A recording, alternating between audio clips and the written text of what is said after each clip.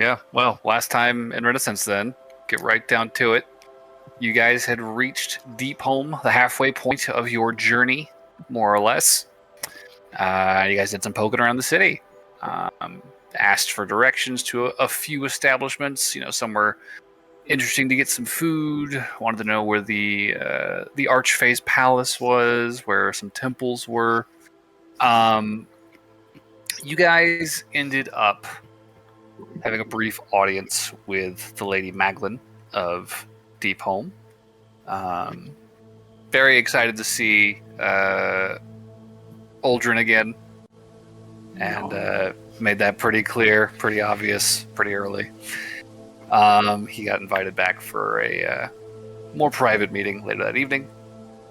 You guys got some food at a lovely dining establishment. I got to partake in some of the Feywild's finest. Visited a little pawn shop owned by a little fairy. Got yourself a nice necklace and some books. And then you guys kind of scammed your way into a really swanky hotel room. Which, more power to you. Well, more power to them. You see, we are mere peons that serve the princes to be. This is true. So you guys had some really swanky digs to kind of ride out your time here in Deep Home for however long you're in town. Uldren slipped away for his rendezvous and came back, before it got too late. And you guys got to bed at a reasonable-ish hour and started yourselves a long rest, only for Noelle to be woken to the sound of a door closing somewhere in the suite. And stepping out of your room, the only door in that direction that you could think of would have been the front door. So that's not good. Stepping outside, you saw the heel of a boot rounding the corner in the hallway up ahead and teleported in front of them, and found yourself face to face with a pair of individuals dressed in the service garb of the establishment. One of them you recognized, having worked at the front desk earlier that afternoon when you checked in, scammed in. And under their arms were the unconscious forms of the twins. Can I make a really silly idea that my brain just went to? What's this? Is polymorph in your wheelhouse, Noelle, or is that? I can do 8 polymorph. What if you polymorphed one of the children that they're carrying into something really heavy? That'd be great. I've done a lot of thinking about what Noelle's first move would be. But that's fair. I didn't consider that, so congratulations for thinking outside the box. Yeah, well, we are picking up there. Right as Noelle levels her hands at these two as they are beginning to react. We're going to be picking up with a roll of initiative. If there are any questions before we start, speak now or roll some dice. Yeah, I'm asleep. Do I need to roll? You are asleep. No worries for you. With earplugs in. Asleep. Everyone's asleep. There's a decent percentage chance that this is just not even a combat, though. Maybe. There is a chance. There is a chance. So go ahead and roll initiative, Noel.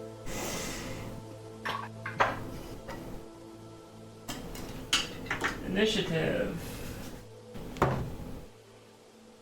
Reasonable. If my browser will tell me what my character stats are. That is a 19 total. Good shit. Alrighty, Noelle. You were first in the order. Yay! What are you doing? Okay. First thing, Nell's gonna say, shit. And I'm going to look at the one who I don't recognize. Okay. And she's going to use unsettling words on that one. Okay. You've made a bad decision today. I'm going to cast Hypnotic Pattern. Okay, so 2 wisdom saves, and one of them is going to have a big penalty. Yes, I will get you that penalty. That's a nat 1 for the first one. -9 on that penalty. It doesn't fucking matter. It's All in the right. negatives. Did So he just die? 16 minus 9 is what is that? 7 plus 0, so 7. So a 7 and a nat 1. Well, Perfect. Well, a week of planning. All came down to 6 seconds, less than 6 seconds even. so these guys are enwrapped in this swirling burst of color and light. Their eyes immediately dilate, their arms go slack, and they kind of slump a little bit backwards in their kind of posture. You see, they just kind of go weak, a little weak in the knees, just kind of like stand there. And as their grip slackens, the kids just slowly slide and fall to the ground at their feet.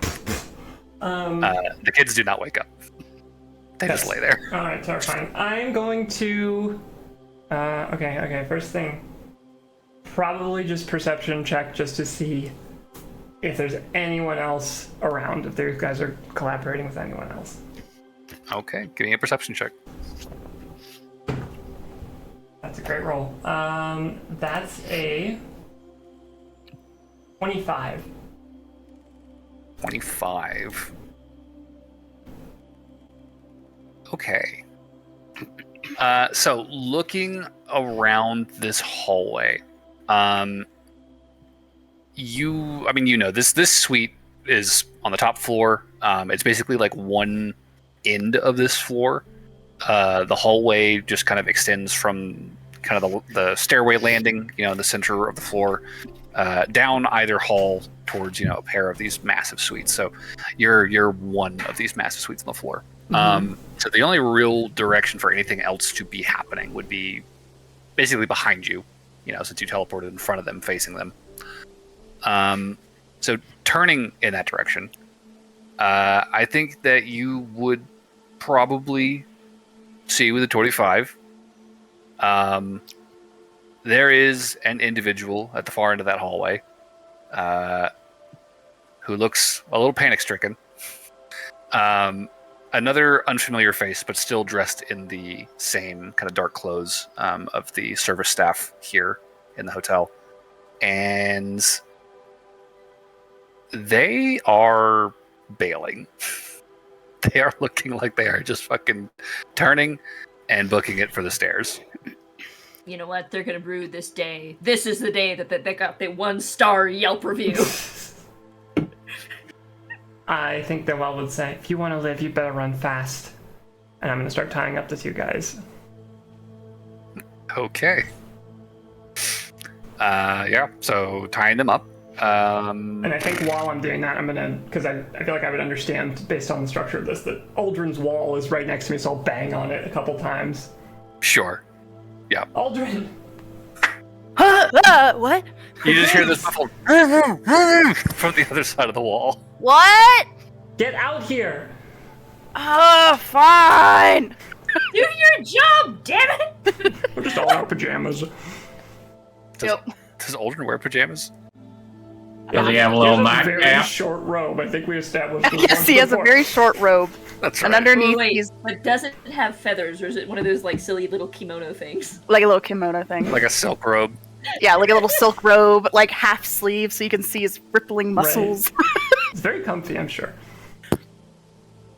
Yeah, Noelle would be in a half panic, but she would wake up Aldrin and make sure these guys are as secure as she can reasonably make them. He'll come out. Yes, darling? Oh, I just like gestures broadly. Are there more? Do I need to kill something? He raises his hammer. One of them went running that way. If you want to wake up the Oh, rest of the people. perfect. Oh, okay. Aldrin takes off running the down kid's okay. All right. That'd be step 3. His check on the children. I assume Sure. they've just been knocked unconscious, but I don't know if anything worse has happened to them. I'll say game medicine check. Not great. Not great. 10 total. Okay. I mean, are they breathing? Can I get that with a 10? They are breathing. They are alive. Okay. You can determine that with a 10. Oh, actually, it was a 13, actually. My medicine is +5. Okay, 13's not nothing. I think with the with a 13, you're looking at these kids and you are able to see that they are pale, paler than they should be. The breathing is shallow and a little ragged sounding. Doesn't sound great. And there is sort of a kind of a purple stain or discoloration on their lips. Okay. But more than that, you are not able to really make any heads or tails of. Did they look like they have injuries, like they were putting up a fight against something?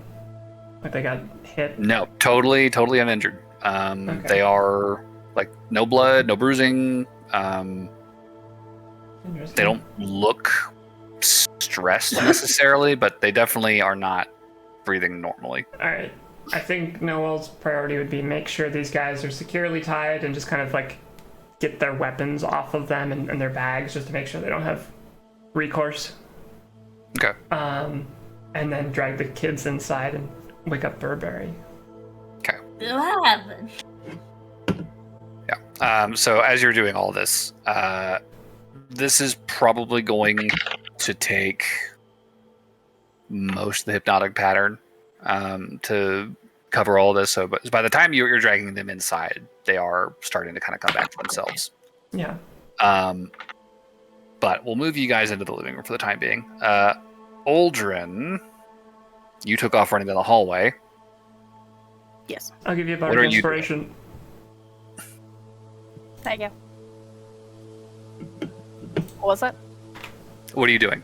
Do I see the guy? He is not in the hallway right now.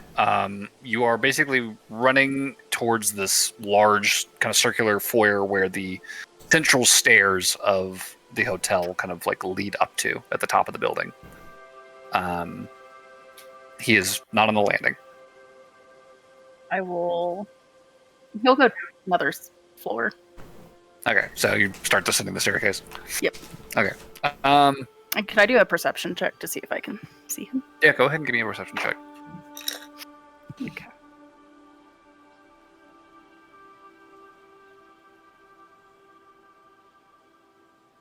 $19. Okay. Just the dice or any bonuses? That was with the bonus. That was with bonus. Okay. You could use bardic inspiration if you want on this roll. Oh, yeah, I'll do that. That's true. Is that a D12? D10. D10. Not 12 yet. We're working on it. Yeah, I can't remember ever, so that's all I right. always think it's something else. I think that's a D.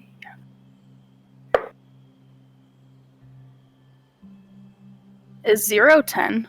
Yes. Okay. 29. 29. Holy shit.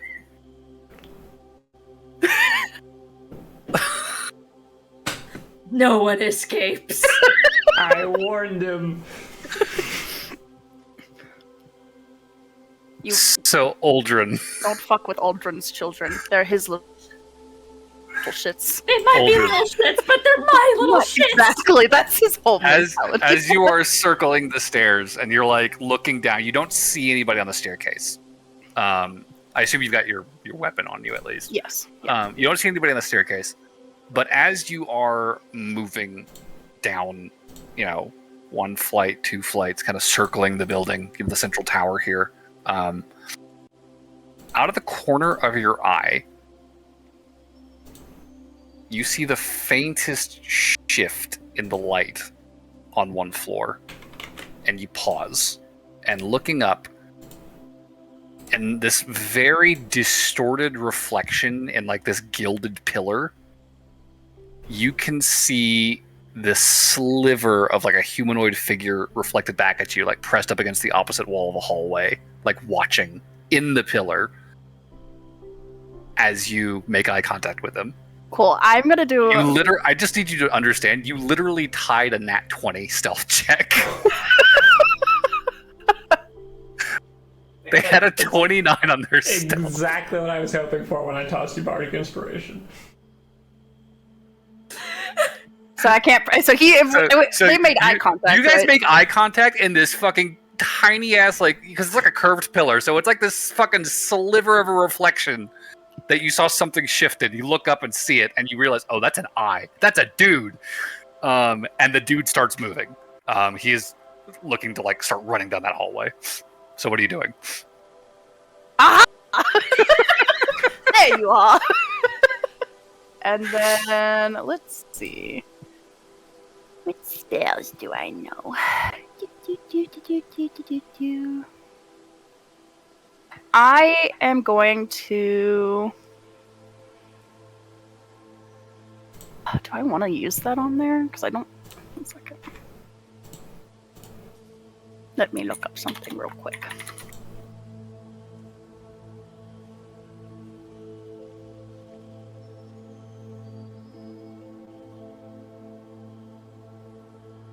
Damn, okay, never mind. I was thinking hold person, but that's not really gonna be super duper helpful. I mean, that would stop him from running. Yeah, but it's gonna be upcasted to the 5th level, So so it doesn't actually have any usefulness. Unless you have a I mean, you're different not way to getting catch extra. up to him. Because I Wait. think that's the problem right now, is he's ahead of you. I think I do. What's the distance between the two of them right now? So Uldren's like on the stairs, and it's probably like a 40-foot distance, like to get down the stairs and then across that foyer to the hallway, which is like running. So can I move up like some feet? Yeah, no, you could move. Okay, cool. He's basically going to be about 40 feet ahead of you as you start chasing him. So so even if I move, he's still 40 feet ahead of me? Because you're both running. You're both moving. Like, you move forward. If you dash, then he moves, and then it's so. Well, I'm not trying to dash. If he's 40 feet from me right now, and I move 30 feet to catch up to him, is he still 40 feet in front of me? So in initiative, then that would be like a 10-foot gap at that point, because you got 30. You've got 30 feet of movement, right? Yes. Yeah. Okay. So you move, and then what are you doing? I will do a bonus action compelled duel. Fight me, you bitch. That's great. I hope this works. Okay. Disadvantage on attacks against other creatures, has to make a wisdom save to attempt to move to a space more than 30 feet from you. Okay. That is a 13. He fails. Okay, so he has fallen to the effects of compelled duel. Any attempts to move away from you he has to pass a wisdom save to do that. Let's fight for your honor, creepy kidnapper. Cool. So then he's too far away to actually attack him. So Well, he's also like around a corner, remember? Because he's like, you're like seeing him in a reflection as he's got like his back to the hallway, like kind of waiting around the corner. So can I not Eldritch Blast him then? He would technically not be in range. He still has cover, but you're compelling him through the reflection, basically. Oh. Even after moving it 30 feet? Yeah, because I mean, you wouldn't have closed. There's still a 10-foot gap to that corner. I guess there's nothing else I can do on my turn then. Okay, he's gonna try and run. Does a 15 succeed? Nope. Okay, he can't run. No escape. He will try to run, and that is gonna fail. And Go fight him. I guess the only real choice he has then is to kind of pop out around the corner, and he is going to throw a dagger at you. So what is your armor class if you're technically not wearing your armor? 10 plus dex. Fuck. That's a 9 total. Aldrin just fucking blocks it with the face of the hammer. I guess we'll throw a second dagger just to hopefully hit. Okay, 16. Oh yeah, that'll hit for sure. All right, there we go. Con save, please. Uh-oh. Oh, no, we're good. Not uh-oh, we're good. 19. You're good? Is 19? this Okay, also a 9? Is that before that's a success. So that's going to be 6 piercing damage and half of the poison. Yep. 10. So do you really like poison now? Is that your thing as a DM? It's just a really convenient stat block for shady assholes as the assassin. That's all. And then I was just curious. That's lots of poison recently. Yeah, that's fine. 27, so half of that is 13. So 13 poison. Okay. All right, what are you doing to him? I will finish running up to him.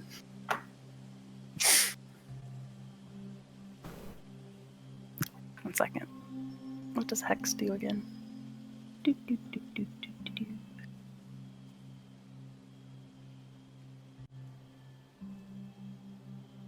Hex is also concentration for what it's worth. And that's only a d6 of damage. Is compelled dual concentration? Oh, it is. Yes. Okay, never mind that.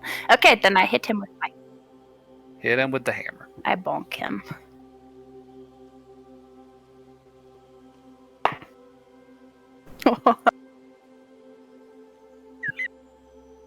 Oh, Did no. you explode him? Buddy. I implode this motherfucker. I rolled a nat 20. Yes. I warned him. He thought he could juke you. All right. How much damage dice do you need? Well, I'm obviously going to use my 5th level spell slot. for it. Obviously. So I think that's 6d8 double, 12d8 on the smite. and then another D8. So I need... Actually, I have the other D8. Oh, 12d8 on the fucking smite. That's wild. Okay. It keeps happening. Now you know how I feel, DM. When was the last time I critted on any of you, huh? I just want y'all to know. Fireball can't crit. 1, 2, 3. There's 4 8s and... Wait, no. 1, That's 32. 4 8s and 3 7s. My lowest number is 1, 2. 32, 21, 53. So that's 53 total. Wait, no, Or 53 on the 8s and 7s.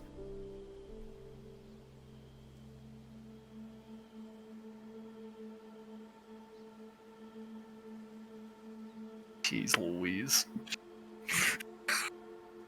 There will be nothing left of this man. 80 damage. 80.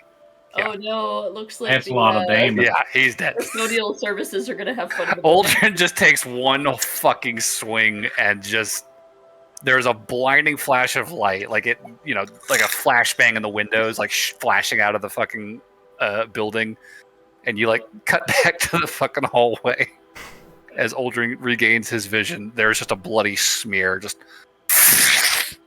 flung 20 feet along the wall. There's no trace of the body. It's just smoke and viscera. Now I have to clean my clothes. This was my good robe. Ah. Children! Back upstairs. Coming back. So, No, I think he'd search them to see for anything. there's not much. Nothing left. There's like some daggers on the floor. Okay, there's nothing left that'll be like, children! Yeah, it is just like bone fragments and fucking viscera, just smeared across the wall, like 20 feet away from you in this big streak. Room service After you to clean that smash one. through this guy, Okay. he's gone. So I'm gonna tell you what happened for Yeah. my background while this is going on. So I rolled both medicine and history to see if I knew how to identify things for what was going on with the kids, and if I had heard of anything that involved blue lips before, because you mentioned that as a thing. Sure. However, I got an 11 on the medicine check, and I rolled a 3 on the history check, which that adds up to 10. But I'm gonna roll with the 3 because that's funnier to me. Burberry, these kids look sick. Yeah, okay. I'm gonna get there because I have a feeling that I know it's poison just as a thing, but I'm gonna get there in a weird way. Okay, I'm gonna that's say, fair. Oh dear, I have no idea what's going on. There is one fairy tale that has blue lips, but I think they're a little too young for true love at this point. So I'll do the next best thing. I'll be honest, I'm pretty sure Noelle would sit them down and say, I think they've been poisoned. Let's go with that. However you need to get there, that's fine. So I'm gonna. I haven't had a long rest at this point, right? No, we This would be haven't. like mid long rest. All right. Well, that's fine because I do have the spell slots for it. It just means that I'm gonna have to reorganize what spells I have prepped. So he's gonna start like, Let's get my bookmark and flip through the. I guess I don't need that one. Oh, this one will work. so I'll double check. I'll double do.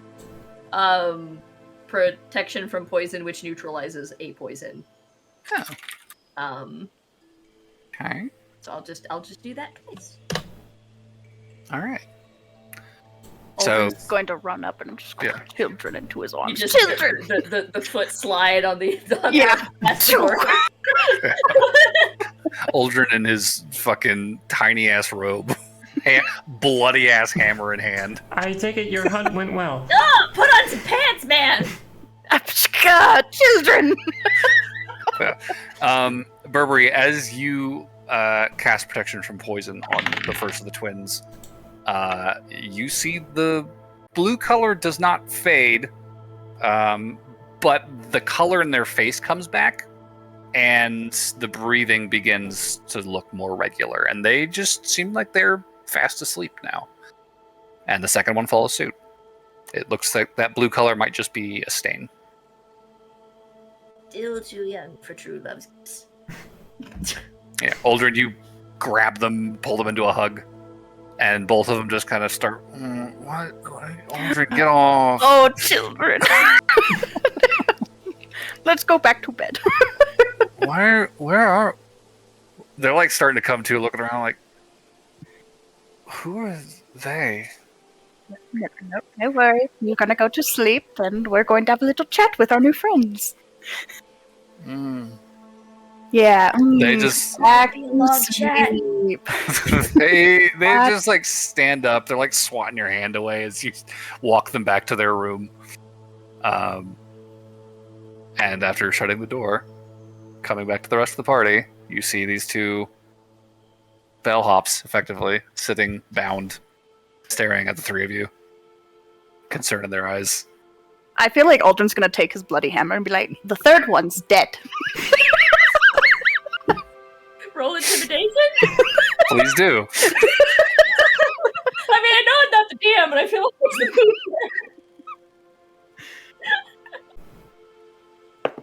Oh my god, I'm rolling so good. Unnatural 20. Unnatural 20. Okay. Yeah. I mean, you see both of them. Their eyes just kind of like widened reflexively. And I did it in one hit. Do not fuck with me. So, Too I'll late. be honest, I'm out of spell slots for Zone of Truth, but I feel like lying would have the far worse implication. One hit, then he'll like splash some of the blood on their faces. I mean, you swing the hammer and they both flinch, just like reflexively pulling away from the hammer blow, and the little on their face is just like. Ugh.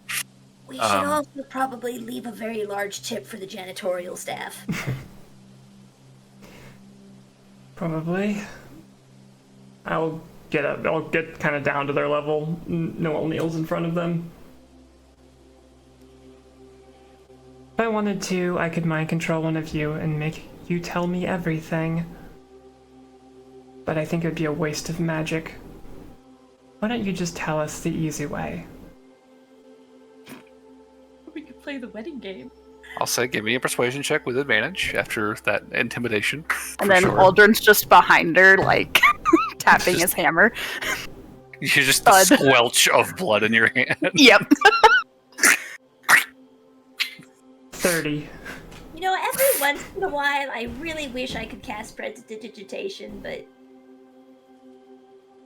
30. Yeah.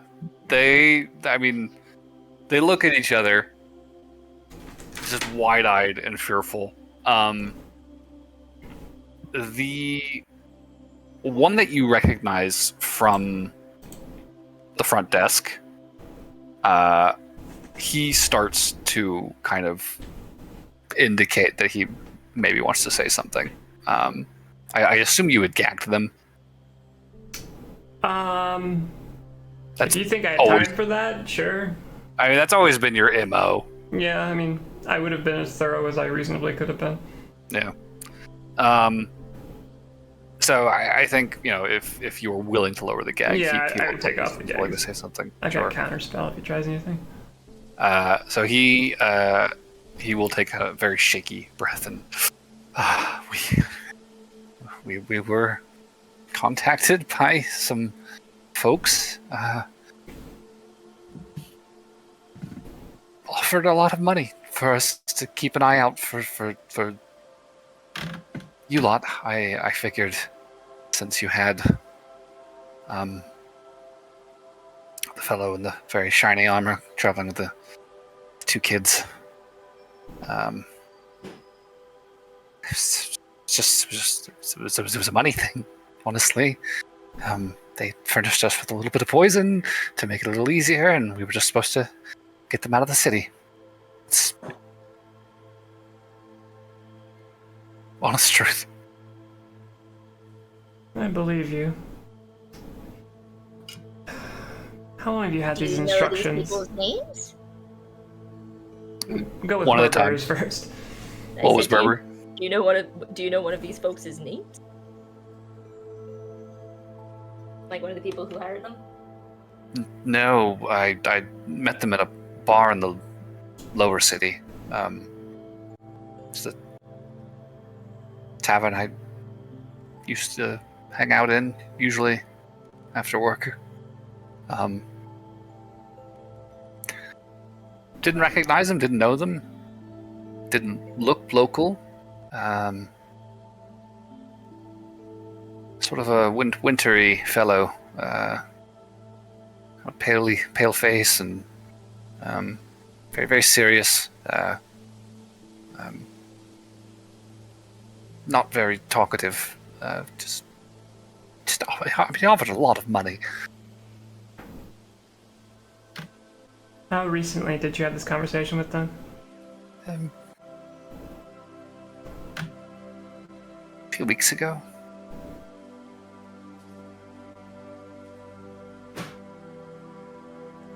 A few weeks ago, sorry, out of character. That would have been probably right when we started this journey, right? Roughly. Not it wouldn't line up exactly, but Close. close-ish. You were told to look out for the kids and a man in shiny armor. Were any of the rest of us mentioned at all? No, they just said they were interested in the children.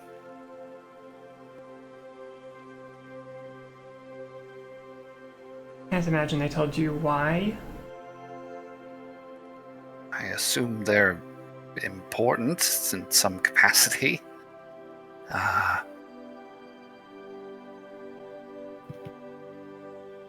You're staying here, I suppose, wealthy hostages or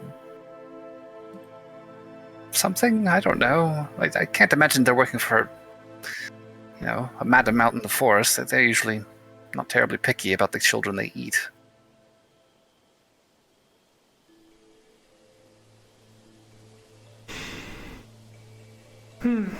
If you were in our shoes, what would you do with you?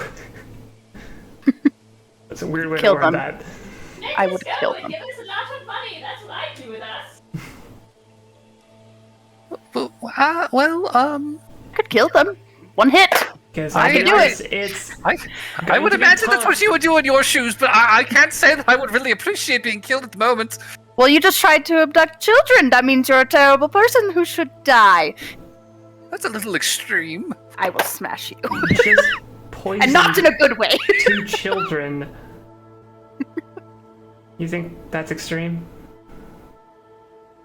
I mean, I didn't think they were going to be eaten, I figured it was just some rich game for money, more money than they paid me for, so... You could leave it to chance and just throw you out the window. Do you think if we go to the top floor, do you think they'd just become pancakes? I'd really prefer you didn't. I've never seen that. Let's do it. Grabs him. It's really not necessary! It's all the same. I'd rather not. Don't worry, you don't have to be involved. Nothing happened. Come here. No. Priest, please! I do know that paladins do tend to be extreme, but maybe we could try the. Are there fake cops? We just kill people. That's actually a good question. There are guards, right? Yeah, I mean, there are guards all over the city.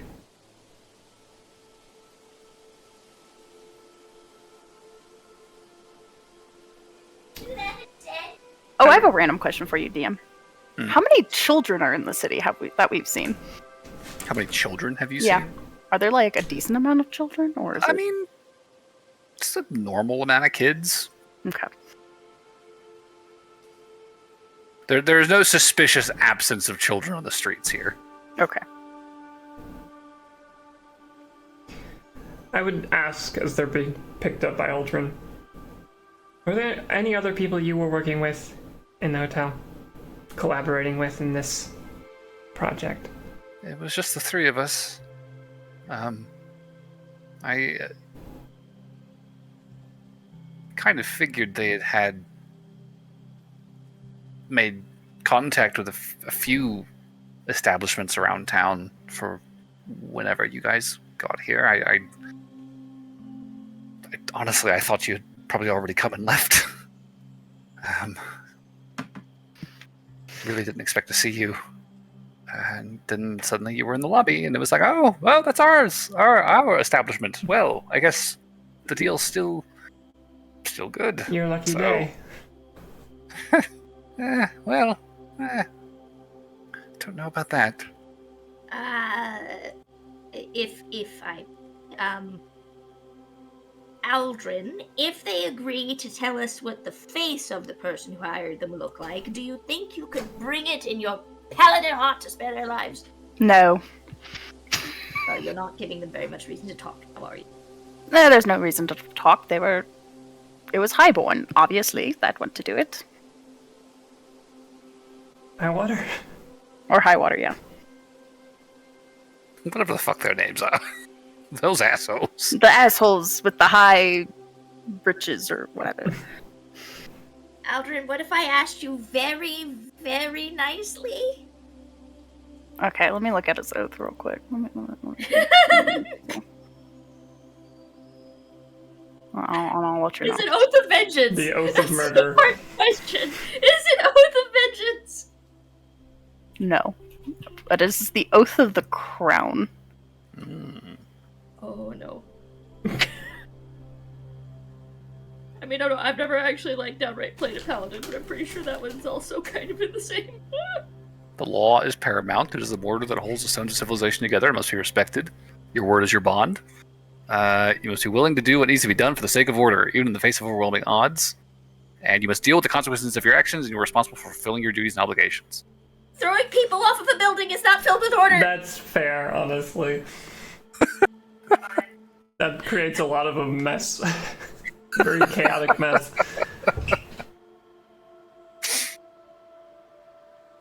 If I looked into my book and tried to find paladin, could you please let them live? They've already been caught. Sure. I don't know if there is much more to be gleaned from these people, but they weren't able to get away with it. You could do the face thing, or turn into the person that they talk to, so at least we have a better idea who we should be wary of in the future. That's true. I'm not sure how valuable that information is, but we could spend time doing that. Well, if you disguised yourself as that person in any later establishments that we went into, we could see if there's any recognition on anyone's faces. That's fair, actually. Damn straight. Okay. You convinced me. Fair enough. Aldrin will walk away and go to the room with the children and sleep in the chair. Okay. Yeah, Noel's gonna try and get a description. What we should do? Did they both? I'll ask them. Did you both talk to this guy? No, it was just me. Okay. I looped them in afterwards. I thought we could all use a break. Right. Okay, well, I'm going to need you to describe him, and I'm going to do my very best to recreate it so we know who we're dealing with. Okay. Well, they had a wintry complexion, pale, kind of bluish. Yeah, I'll slowly begin changing my features as he describes. Very rounded face, although not like. And he'll start to kind of describe these features to you. The visual that they end up confirming once you kind of workshopped it long enough. It is an Eladrin. Pale blue, kind of deep bluish black hair that was tied back in a long braid. And the face has very deep set eyes, a very heavy ridge of a brow, but the face is like the cheeks to the jaw to the chin, like it's all very like smoothed and rounded. Although the jawline itself is particularly accentuated, it's like very very strong jaw. So they are very very robust looking individual that they described for you, and they are tall and relatively slim, probably about 6'1", and while slim, they did have this kind of air of strength, formidableness to them. And did they have any identifying name or way to be acknowledged? No, they didn't leave a name. Just said that they had represented some moneyed interests in the matter, and if we wanted to get paid, we would bring the kids to to a spot up on the ridge outside of Deep Home. Wait, did they just leave it blank like that? That seems very inefficient. Well, they said it was just shy of Maglin's Wall. It's about 3 days from the city. Just seems like, are they just waiting there like every day? I don't know. They just said to bring the kids there. I mean, if there's war camps peppering the outside of Deep Home, it wouldn't surprise me if there's a camp nearby that area.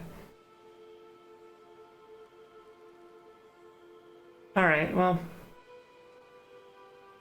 I don't feel like dealing with the mess of throwing you out a window. So I think we're going to turn you in.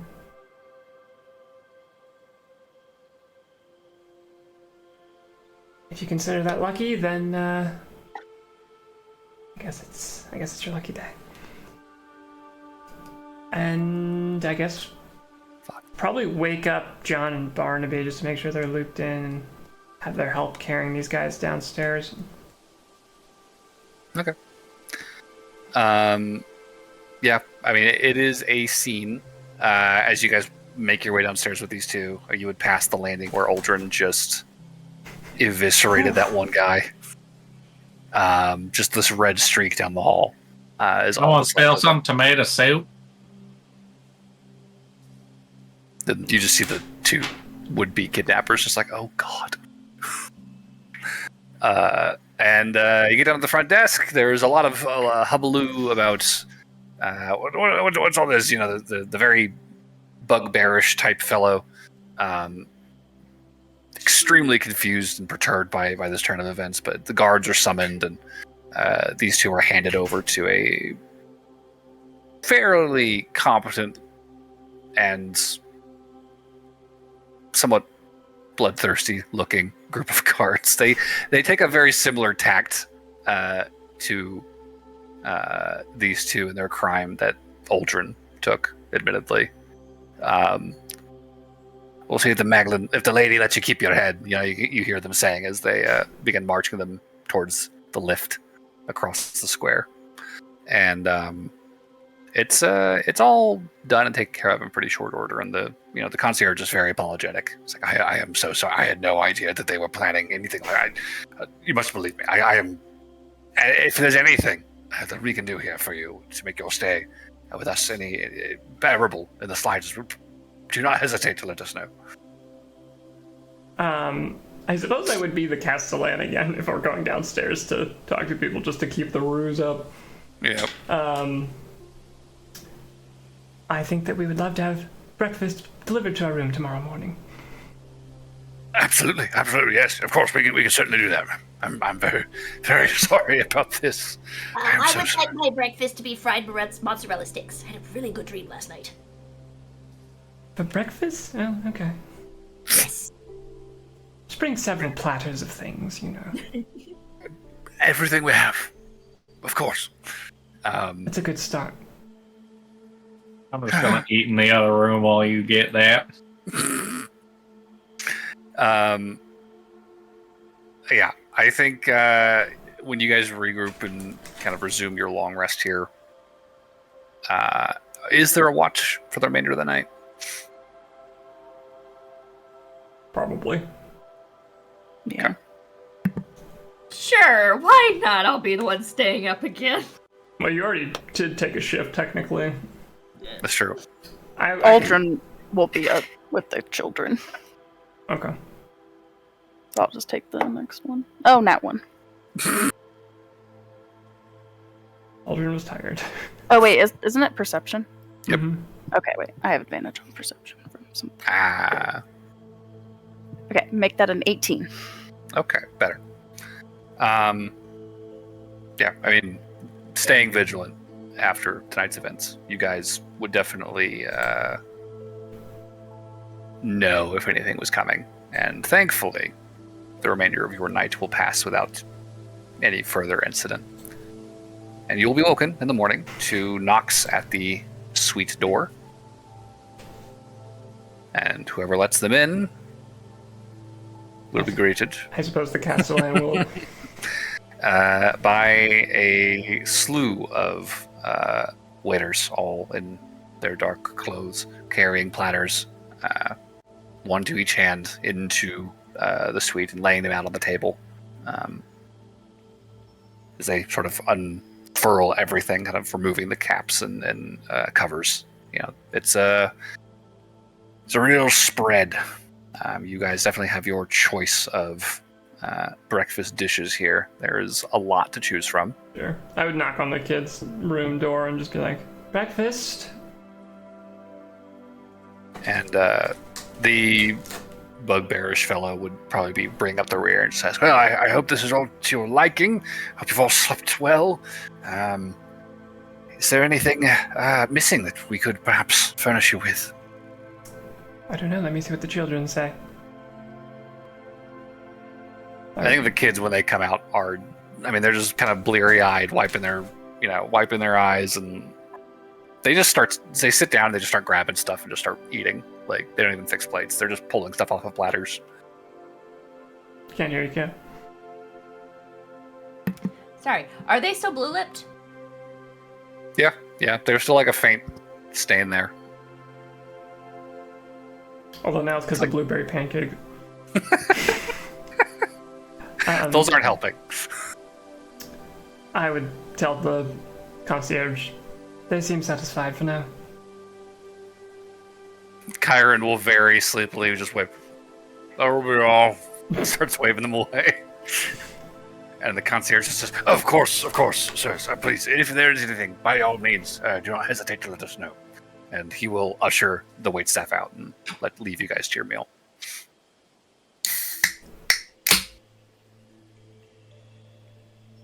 How's Aldrin looking this morning? Stressed. Huh? Aldrin.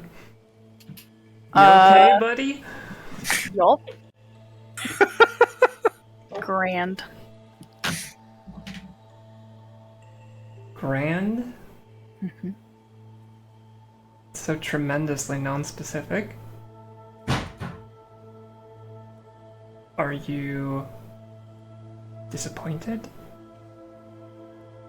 in us? Would have liked to kill them, but Oh, they're gonna be dead. You could probably go watch their execution if you wanted. not the same. That's true. But they will be meeting their end regardless.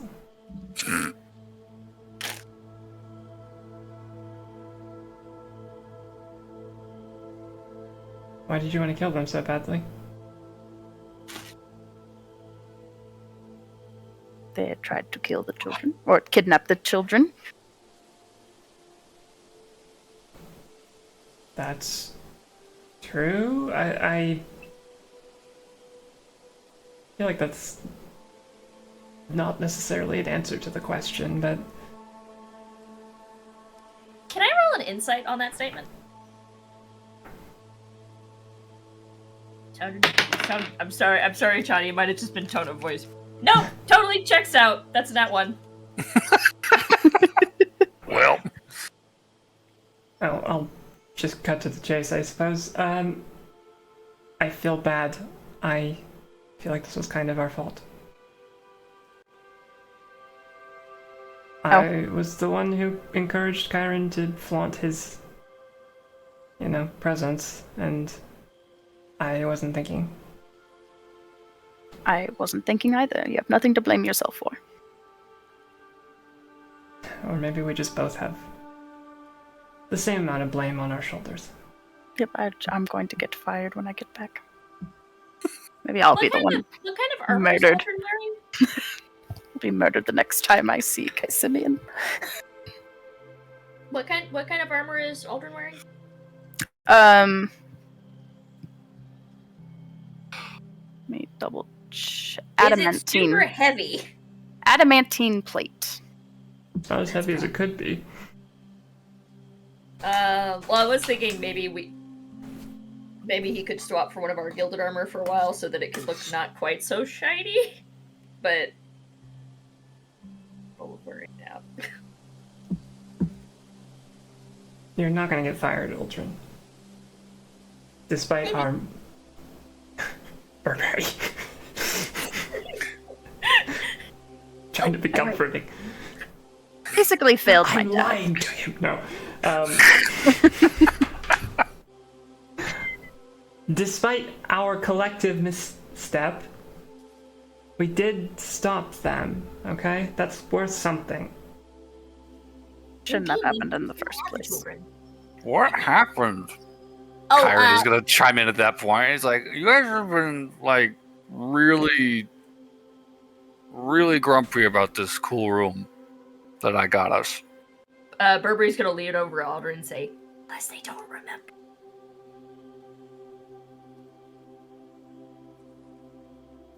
I will not be lying to my lord.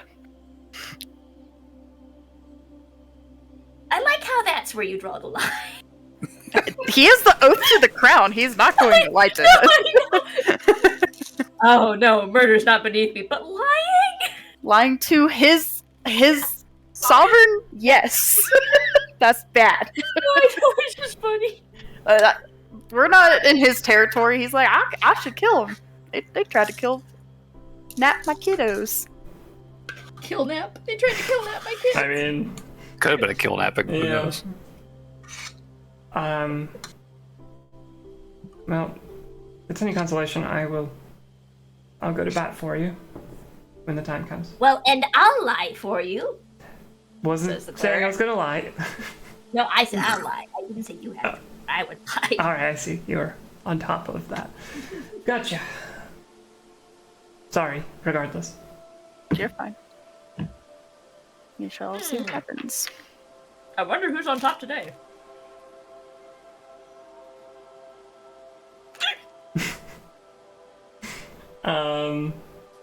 Okay, that's all I'm just curious. Okay. Well, you guys have breakfast. It is delicious. There is just about every type of food you could ask for here. If you're looking for baked goods, they got baked goods. If you're looking for something savory, they got sweet, they got spicy, they got all kinds of delicious. I'm definitely taking some of this to go with me. So, what is happening after breakfast? Do we want to stay in the city? I feel like maybe we shouldn't. As much as I'm loath to say it. How are the kids? They seem Yeah, okay? that was kind of my question. We'll sit across from the kids. Give me an insight check. Can I also Yeah. see? Please roll better than me. I have a +0, so don't ask too much from me. 15. 14. 14. Alright. Okay. They seem a little groggy, but they seem fine. Just confused by all this talk about a kidnapping. And I think eventually Kyron is probably going to piece together like, wait a sec, did somebody try to break in here last night? Oh no, they did. You were nabbed. We should Just down the probably- hallway, we got you. Wait, really? Mm-hmm. What? I slept through it? Yep. Ugh. That's so boring. And Divya, meanwhile, is just like, seriously? They got us out? They got you like 30 feet. Out the room. Don't worry. One of them just squished. Yeah. Yes, he failed at the task of existing. He did. It's quite spectacular. Dramatically. You could say that he became a firework. Of blood. Yes. But we should take them to a doctor for their lip. Wait, so I that think it's wasn't just tomato a soup? stain from the poison. What's wrong with our lips? They're blue. Oh, hey, yeah, you are really blue. Like, Kyron finally looks at Divya and like, he's like, yeah, you've got some here too. Can I That try to is what's figure out what funny, it that is? They were only hit with one Yeah, thing. give me a medicine check. 17. 17. Okay. So you like grab one of them, bold gloves, like, oh, let me go. You're like, let me see your lips. And the stain, it's fading now. It's been, hours, but there's still definitely like a bluish tinge there, like they had a popsicle a couple hours ago. Poison popsicle. It definitely strikes you as What some people call the squid pops. you're struggling for the name, but you're pretty confident you've heard about this sedative, a very, very, very strong sedative poison. Just totally knocks a person out on ingestion.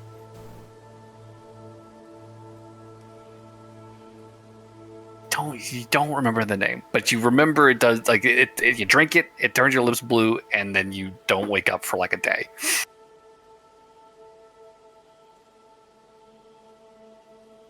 Sounds like a really gnarly roofie. Basically.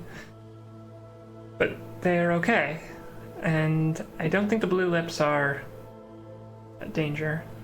Get off from me. He's like pushing you off, Vol'jin.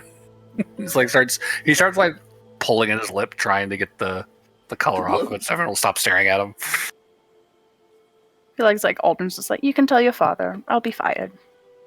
Maybe murdered. It's fine. But you killed him. We One of them. successfully stopped. One of 3. And the only reason he didn't was because other people got in the way. It's a shame. Meow meow.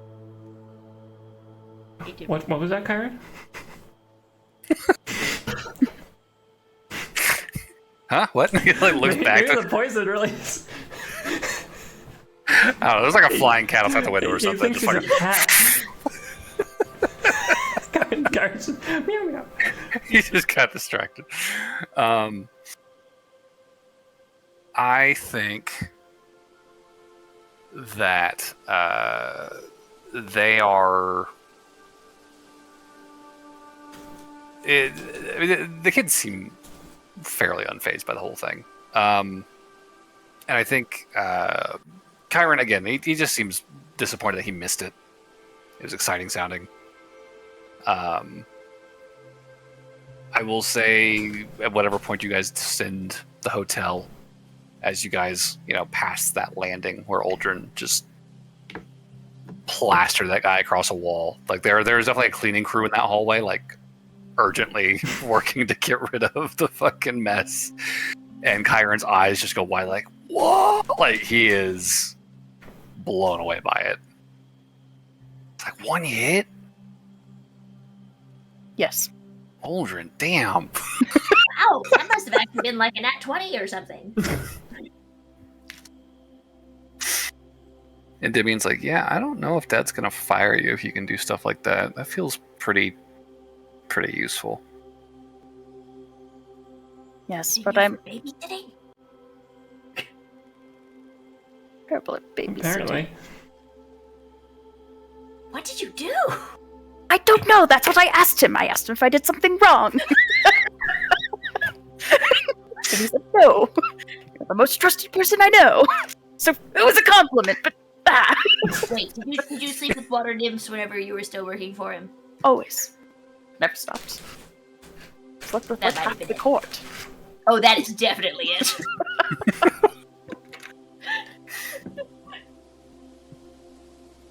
So that you could keep it in your pants. Less people, less fuckery. No. No, all the Fae are horny. They fuck like buddies. Definitely been a trend we've noticed. That's a 19. For if that statement is correct. Do you need to roll a dice to know if that statement is correct? I mean, no. It's not an insight roll. It's a history roll. I mean, I don't know how familiar Burberry is with the Feywilds necessarily, but so far, Anecdotally. it certainly seems that might be the case. At least in certain circles. Okay, I'm only saying this because I'm wildly curious. If the answer is yes, then good job. Did you sleep with the king? Kaisimian? I mean, maybe it's a power thing. Did I? Do you? Do I need to roll for it? Damn it. No.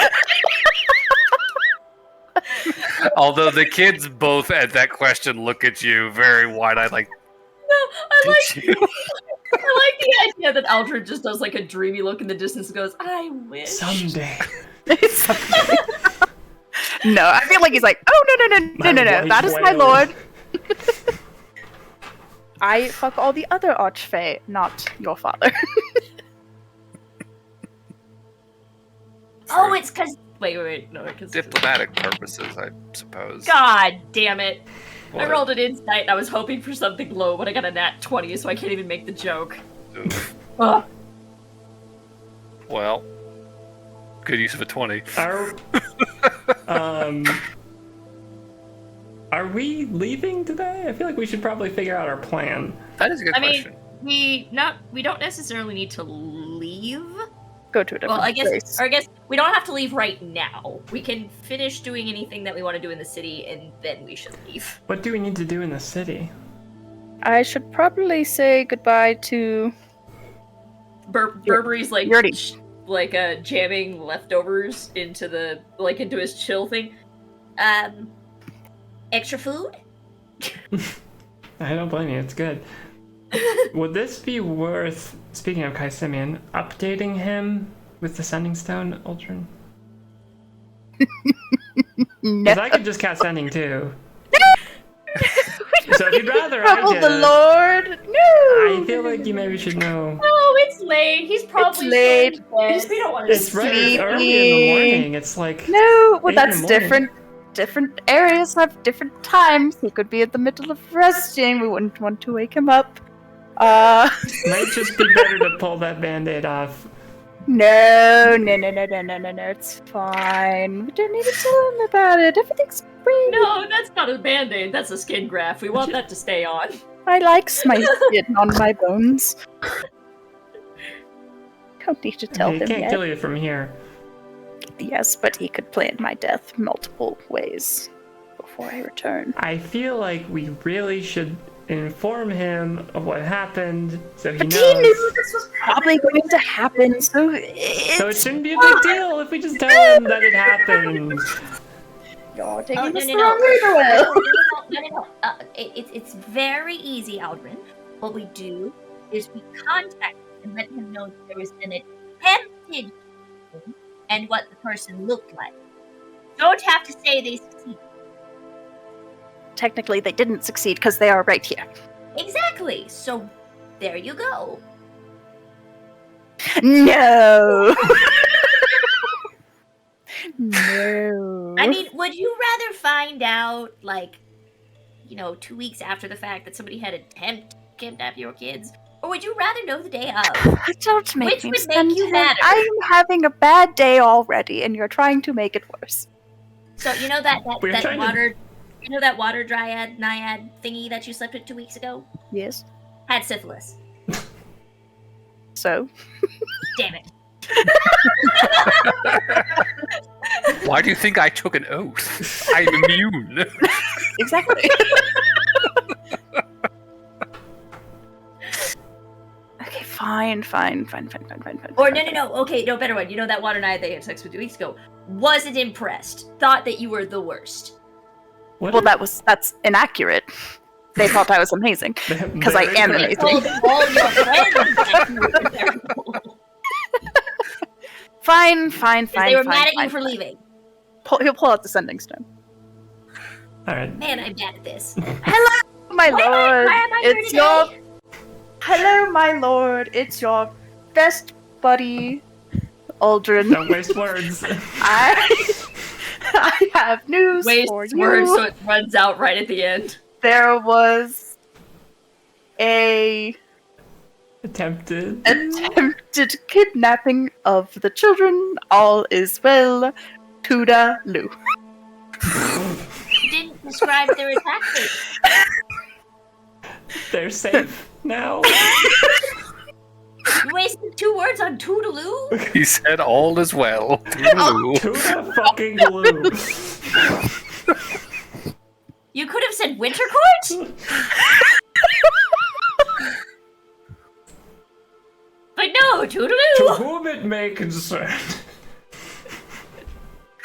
Alright, so you send this through the stone. Regards, your loyal knight. You send this through the stone to Kaisimian. And it's about a minute before you receive a reply. You hear Kaisimian's voice echoing out of the little stones opening, and it doesn't sound fussed, does not sound any more strained than his usual, kind of taciturn self. He simply says, "I will expect a full report upon your arrival." Oh, he's going to kill me. Inside check. Did he sound like he was gonna kill him? Fucking roll it. I'm rolling too. 24. 24. 6. Oh yeah, he's going to kill me. Noelle, I will say the tone you heard was fairly similar to the tone you spoke to Kaisimian in. I mean, it sounds like his usual, if you can call it Business usual. as usual. Yeah, like this does not sound like it has phased him in the slightest. Okay. This sounds, if anything, if you could conjecture about Kaisimian's I will. mental state, you might wager that he expected something like this might happen over the course of the trip, and was ready for such news to eventually reach his Did ears. not sound surprised, Aldrin. He's going to kill He me. sounded like, oh my gosh. Corner, just like, oh no. Aldrin. Well, Kyron's standing there with his arms crossed. This is very unbecoming of my personal bodyguard. You need to get it together. You need to tell your father not to murder me. I'll consider it if you stand up. Okay. I'll stand up. Quit blubbering. You quit blubbering. How about your chest? I just deserted Buffy. These are pure muscle. okay, now Aldrin, say Ding ding. Flibberty Giblets. What? Say Flibberty Giblets. Flipperty giblets? Thank you. I just wanted to hear you say it. Oh. Alright, Hey, well, you can't give him orders. I mean, he listened. Well, you don't give me orders either. Well, I should be able to. No, not yet. I am your senior. You are just a little princeling, and I am your guardian of some sort. I offer Kaisimian a low 5. Endymion? Endymion, yes. I mean, he accepts it, but he's like, why are we high-fiving? You cut out. It said it's fine, don't worry about it. Oh, okay. You did good, kid. Kyra, meanwhile, is just like, hey, no, I am your boss while we are on this ship now. Oh, you're my boss. What a tiny little boss. And he'll pick him up. No, I did mean Kaisimian. Alright, I feel like Aldrin's feeling better. Kyron. Kaisimian is their dad. Right, okay. Sorry. Kyron. Kyron I, and the only Dimian. reason, Kaisimian. yeah. Over Kyron a low 5, that's mine. Okay. Oh, he takes it with like a thank you. Somebody understands. You will never boss me around. It will never happen. Because I listen to your father, not you. Well, Okay. I'll just tell him to tell you to listen to me. So, meh. Are we leaving yet? We Good probably luck with should. that. Shrimp. Is there anything, I guess this is kind of a question for Burberry. You had more, you wanted to go to a temple, didn't you? We never did that. Yes, I did. Okay, that's the one thing on the docket, but we probably should actually just leave today. It seems dangerous here. Do we have more information about the surrounding areas, how to get where we need to go? I know you talked to Lady Maglin yesterday. Aldrin. Map. I added more stuff to the map. You added more to the map. Yes. Can I see? Yes. It's more scribbles. It's nothing of use. What did you base Deeply these unhelpful. scribbles on? Oh, a map she showed me. Oh, could we look at that? Do you think she'd show us that map?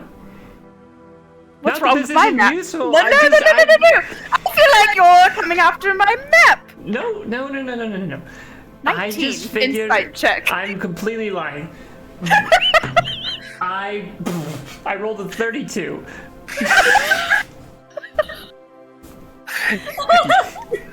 Aldrin, she seems sincere. She's not trying to I criticize do at all. like your map. I just figure we should have as There's many something eyes about on your the map. home that's critical. The more people we have eyes on this actual map that Lady Maglin has, the better chance we have of succeeding on our mission, right? Well, I needed to go see Lady Maglin because I told her I'd see her tonight, and I think she'll be offended if I just leave. Okay, well, And you and I never will offend. go. I'll take a look at the map. You can. Nope, do children are whatever with me. you're gonna. It's not just one crowd. Children can come with you. That's fine. I can keep an eye on them if they need it, and Oh, if you come with me, she might think you're here for I other know. I'm pretty sure the mood will immediately be murdered by children. That's true. That's actually really useful. Kyron and Demi, you're definitely coming. You don't tell me what to do. It's Kyron, shut up. Come on. I want to move. And Burberry and John and Barnaby can do what they want in the city and get their little errands done while we do this. Okay. Well, with that then, half the party will get off the lift in front of the palace. The other half will continue downwards towards was it the 6th ring, I think it was? 6. Yeah. To visit the Temple of the Archfey. I need to use the bathroom, so if we could take our break early tonight, I not will. allowed. Well, I'm making world an is executive decision as All the right, DM. that's fine. Be back in 10 minutes ish, and we can pick up from here. Sure.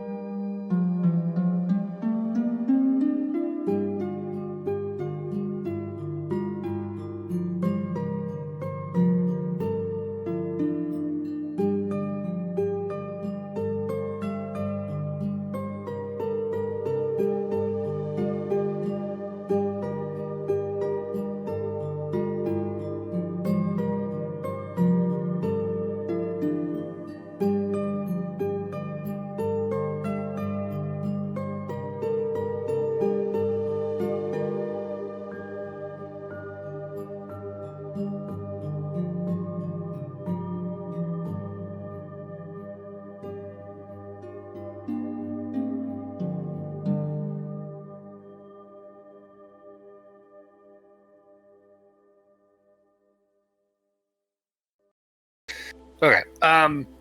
Let's shift focus. Let's get back into the I game. suppose. Let's see. It's going to be either the temple or the palace. We'll start with, what is that number? We'll start with the temple. So, Burberry, going down to level 6 of the city.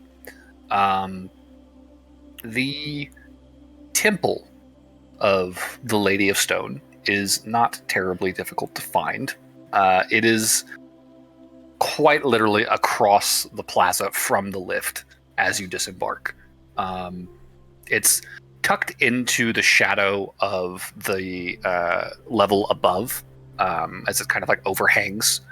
The plaza kind of cuts into the rock of this island, and the temple is sort of built into the face of that rock, almost like carved out of the natural stone rather than actually built by brick, piece by piece upwards.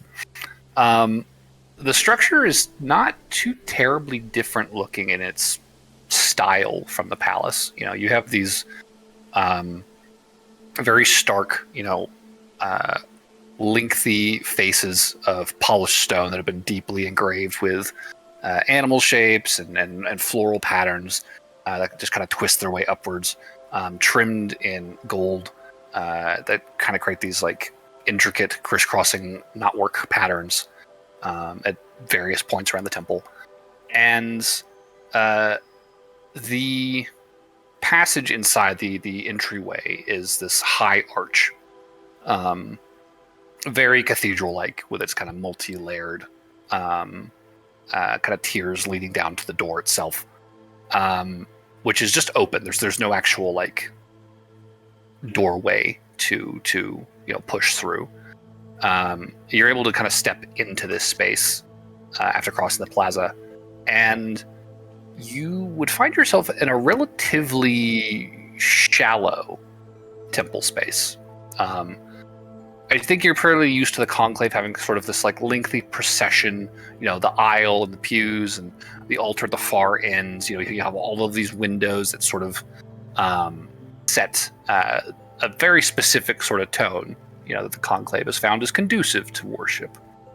This is a very different space. It's much more vertical than it is lengthy. You step in and you are like immediately, kind of dwarfed by this massive shaft, effectively carved out of the rock.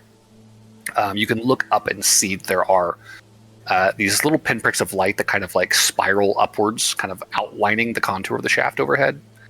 And it goes upward for a good long while. Very hard to say how far up exactly. And directly underneath that, kind of lit from below by this sort of ring of smokeless flame, there is a statue of solid gold depicting the very woman whom you met the day before in her throne room. The Lady Magdalene is standing at attention, legs, locked in place, one hand kind of clasped over her heart, the other behind her back. It's a very militaristic sort of posture. And I feel like Burberry's taking notes. Yeah. Like about the things that he likes. Sketches, yeah. And about the head, there is this sort of halo of light, a sort of aurora that almost mimics the same sort of light you could see from outside the domain as you approached it in the distance, right? This just kind of gentle, glowing, pulsing, sort of greenish, bluish, purple, just shifting colors that kind of orbit the head of the statue. There's not really any clergy about that you can see. I figured there wouldn't be, as weird as that sounds. Like, Burberry's a little disappointed, but Cat figured there wouldn't be. Sure. There are guards standing out front. City guards who are, they're armed and dressed similarly in their armor, but they are kind of sort of garbed in these like particular black and gold cloaks that are unique to this position. And there's a couple more that are kind of standing at attention to either side of the statue inside this shrine space. There is an altar, this sort of offering bench, effectively set in front of the statue, and you can see that there are an array of baubles that have been sort of like left here by various visitors to the shrine. Bits of jewelry, coin, a few gemstones, some cuts, more uncut. It's an interesting space. You're stepping in, you're immediately confronted by the statue. Your gaze is pulled upward and continues upward, into that dark space with the sort of starlight circling the interior. There is a sense of awe, I think, that comes with it, but there's also an immediacy to it that is new and uncommon in conclave circles. I'll leave behind 50 gold worth of gemstones. Okay, sure. So you step forward, you set down a few gemstones on the bench. Okay. I will sit there until I finish taking my notes, and then I will walk up to one of the guards, and because I don't speak Sylvan, but I do have that thing that lets me talk to somebody if I've, like, rudimentary, if I've been in an area for a while. Right. Okay. Adept linguist, for the win. I'll say, buy clothing wear?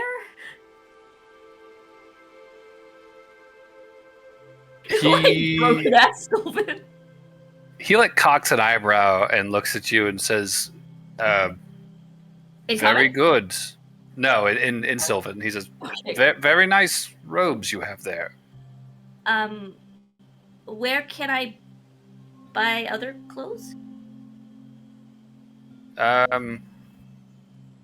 He'll kind of just poke his head out the door and he'll kind of gesture down the street. It's like, there's a few places around here that could help you. Thank you. And then I'll give like a little like bow and shuffle off in that direction. I mean, yeah, he watches you leave before little man. Yeah, it's just like, buy clothes? He's like, yeah, No, very nice. Buy with a B. Oh, I heard my clothes, No, so I was like, clothes. yeah, they're nice. Yeah, no, I figured if it was rudimentary, he might like try to do like aids. So my buy clothes, clothes. I didn't hear the B part, so that's on me. That's buy bad. All right. What are you looking for as you are clothes shopping here? I would like to find a nice outfit in the Sylvan style. Okay.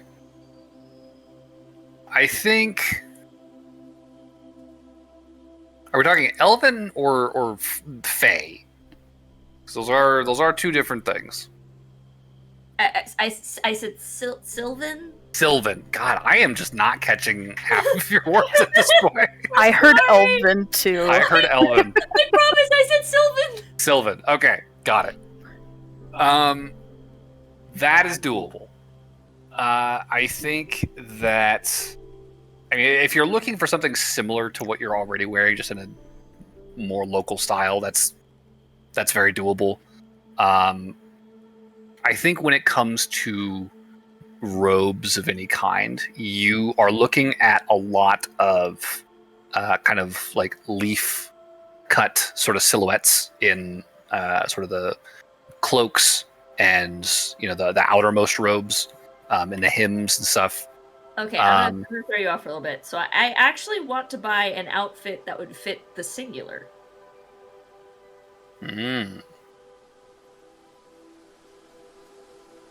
doable. I think that's probably a conversation you have with whatever seamstress you end up talking to. It's like, not no, not for us. me. Yeah, but for a bigger one.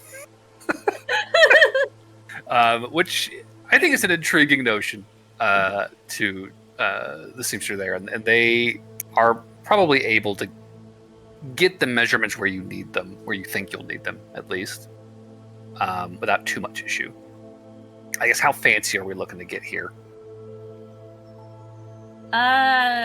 We'll say a cocktail party, not a wedding. Okay. That's probably doable for like. I mean, 15. y'all got an image in your head, you know you did. Sure. I think they can do that for 15 gold. Cool. It'll probably take them a bit, but they work. They don't do pre-made? Okay. They work fast here. And if there's something off the shelf that you want altered to fit, like that's Well, also we'll say we'll do that because that'll take Okay. less time than making a whole new outfit. fair enough. Okay. So yeah, they will get that. They can, worked you know on what? for They you. can even give me the stuff that is like from 2,000 seasons ago, and I'll have no idea. Like, I'm not from here, actually. No shit. Yeah. So, while Burberry is doing that, Uldren and Noel and the twins are heading towards the palace. Yes. You guys disembarked the lift before them, and you would be heading across this plaza towards the palace facade. I think y'all would notice pretty quickly there's a new addition to the plaza here, kind of suspended from a window, dangling about 5 feet below sort of the windowsill by their necks. There are a pair of humanoid figures just kind of just hanging there. Do Kyron and Endymion see that? would've Kyron doesn't at first. Endymion definitely like clocks that quickly and like taps him on the shoulder and points it out, and Kyron's like, "Oh!" And for a second, they're just kind of staring at it, and then Kyron eventually speaks up and says, "Man, I wonder what they did." It involves you two, Rugrats. Yeah, no, I think that was us. And Kyron's like, "No way!" Oh, they tried to. They didn't look like anything. Yes, as I said, squish. I just like the idea that Kyron's like, man, I was impressed. Now, They went out like chumps. I guess he's gonna look at you, Uldren, and be like, "Did the guy you got at least look like he could put up a fight?" Did he? Just I say mean- yes. I'm gonna say yes, He and was the I'll probably roll toughest of the deception, three. right? Yeah, he was the biggest of the three. he was the least chicken of all three. Give me a deception check. 21. Fair. Kyron nods approvingly. He's like, "All right, yeah, no, that makes sense. They would have folded like folding stuff if they Paper? lost their big guy." Yeah, that's crazy. And he's still like he keeps looking back up at the bodies. He's just like fascinated by it. So, carrying onwards, you guys would be able to approach the front door. You would again be stopped by the guards, and Uldren, you would again receive ascending from the Lady Maglin. What is it this Uldren. time? I was wondering if I would hear from you today. How about something more interesting today? I have children around me. Oh, well, that won't do. Very well. I don't On say your that out loud. knees. Yes. He does. When he just goes silent and then he says, I have children today. There are children around me. She'll say, on your knees, then. He'll do it. All right, it's you. They can come in. And you can actually hear her voice, all of you, audibly. This time kind of echoing from somewhere deeper in the palace. The guards all kind of startled a little bit at that and still part and allow you guys inside and escort you to the throne room as they have before.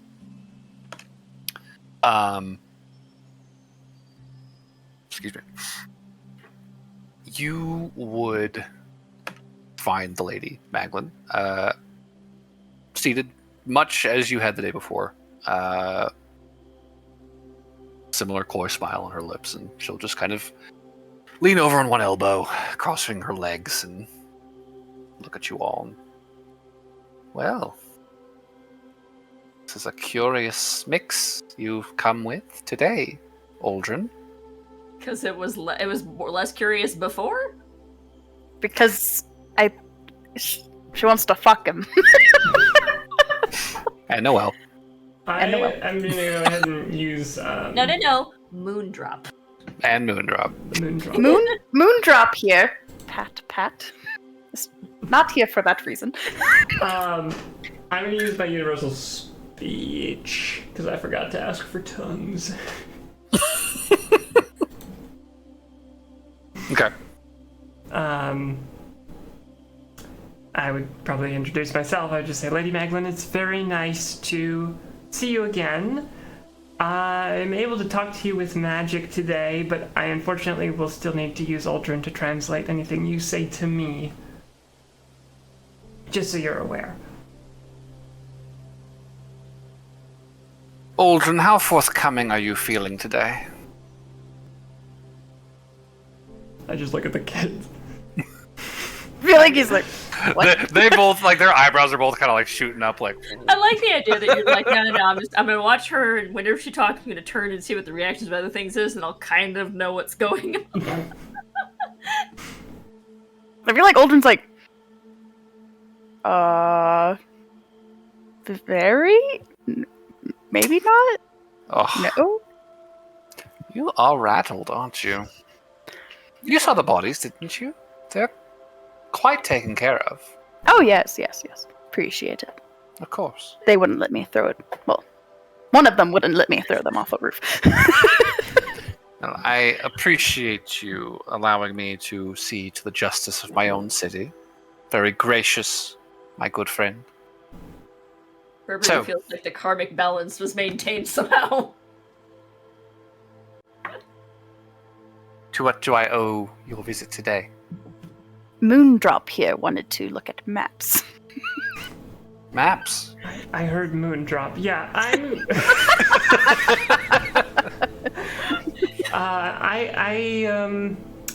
We reasoned that it maybe would be wise to have a couple people take a look at the maps that you showed Aldrin yesterday, just so we have some redundancy in our group, in case we get separated or something. So I was hoping I could take a look at what you have available and perhaps seek a little guidance about the latter half of our journey, which, given the war camps and the representatives of Highwater, will probably be more treacherous than the first half of it. I don't think she liked my map. You have no proof of that? But it was so charming. I thought so, but apparently my map's Well- No proof of that. Maglin will stand up from her chair. And again, this woman is a towering figure, easily as tall as John. She will descend the steps from her throne, and as the gown trails along behind her, she will gesture to kind of the side of the throne room where there is a doorway that will open. Just at a glance, it seems. A little bit of firelight from inside pouring out and kind of guiding you over. And she will gesture after you and follow as you file into this small room.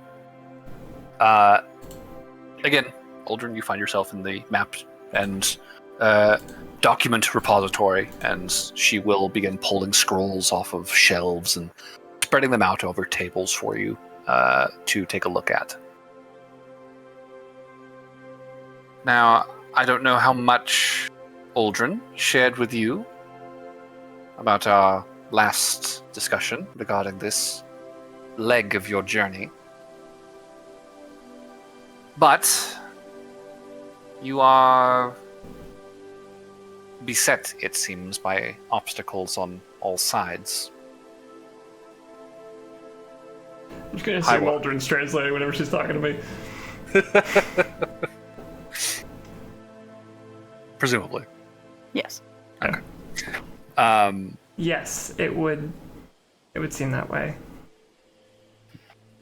Now, as I understand the intent of your trip, the plan was to make for the edge of high water and skip along the rim to the far side of the realm and make for your lord's new domain. If you were to take the road due south of Deep Home here, and she'll point to the southern edge of the map, it is less than 2 weeks to the border with high water. Your first 3 days, at minimum, would be within the safety of my own territory, behind the wall. Beyond it, however, you are likely to encounter surveillance.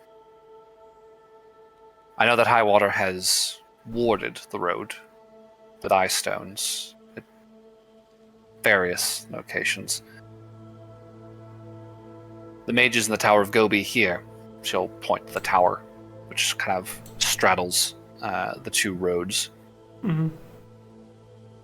The mages here are responsible for the upkeep of these stones and respond to alarms indicating incursions in their side of things. If you're careful and watchful, avoiding them should not be too terribly difficult. But you will be subject to potential danger from high water along this route, more so than anywhere else. Though again, it is the shortest route available to you. What do these mages watch over exactly? The border, more or less. The high water. Yes, I the see. lands between ours and theirs. They maintain this tower as a sort of forward watch post and garrison. They've ensured we can't really approach too much closer than we have with the wall. I see. Not that I have much interest in it, but the good Lord Highwater is very intent on making his claims well known and respected. You do have alternatives to this shorter road, but I would caution you that there are other dangers along those paths. You could leave Deep Home through the western gate and make your way south to high water from there, but you would be passing through the easternmost reaches of the Sodden Vale, which is held by a certain Lord Vicard, who was a contemptuous, clawing, grasping little man that seeks lordship, proper lordship, for himself. He is not quite there yet, but that does not mean he is not to be trifled with. Sounds similar to the hag we encountered, Baba Grika. Is she still alive? Unfortunately. Presumably. That wretched You can old call bitch. that living. Remind me to send her a basket when I have a chance next. She'll just kind of say absent-mindedly, and out of the corner of her eye, you'll see a guard who had not been there more than a minute, just like bow and quickly just like whoosh, back out of the room to go deal with that. She will continue onwards. Taking this path would reduce your exposure to High Water's forces, but it is likely to take you a few days longer to make the trip, and again, the middle portion you will be passing through Vikard's territory, which presents its own measure of danger. I do not believe the western path has any surveillance stones, so the only real danger from High Water would be from actual men on the ground, should you cross paths with them. Mm-hmm. Alternatively, though I do not recommend it, you could avoid High Water altogether and cut due west through the Sodden Vale. You would be exposing yourself to Vikard and his ilk for at least 2 weeks. But High Water, I do not believe, has any presence in that area, and once you're clear of the Vale, it is a straight shot to your lord's new domain. It was the path he took, seeing the conditions, when he reached Deepholm himself some months back.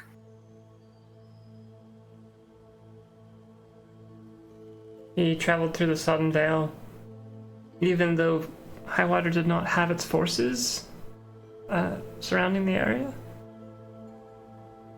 Yes, well, he was not eager to engage with High Water any more than he had to.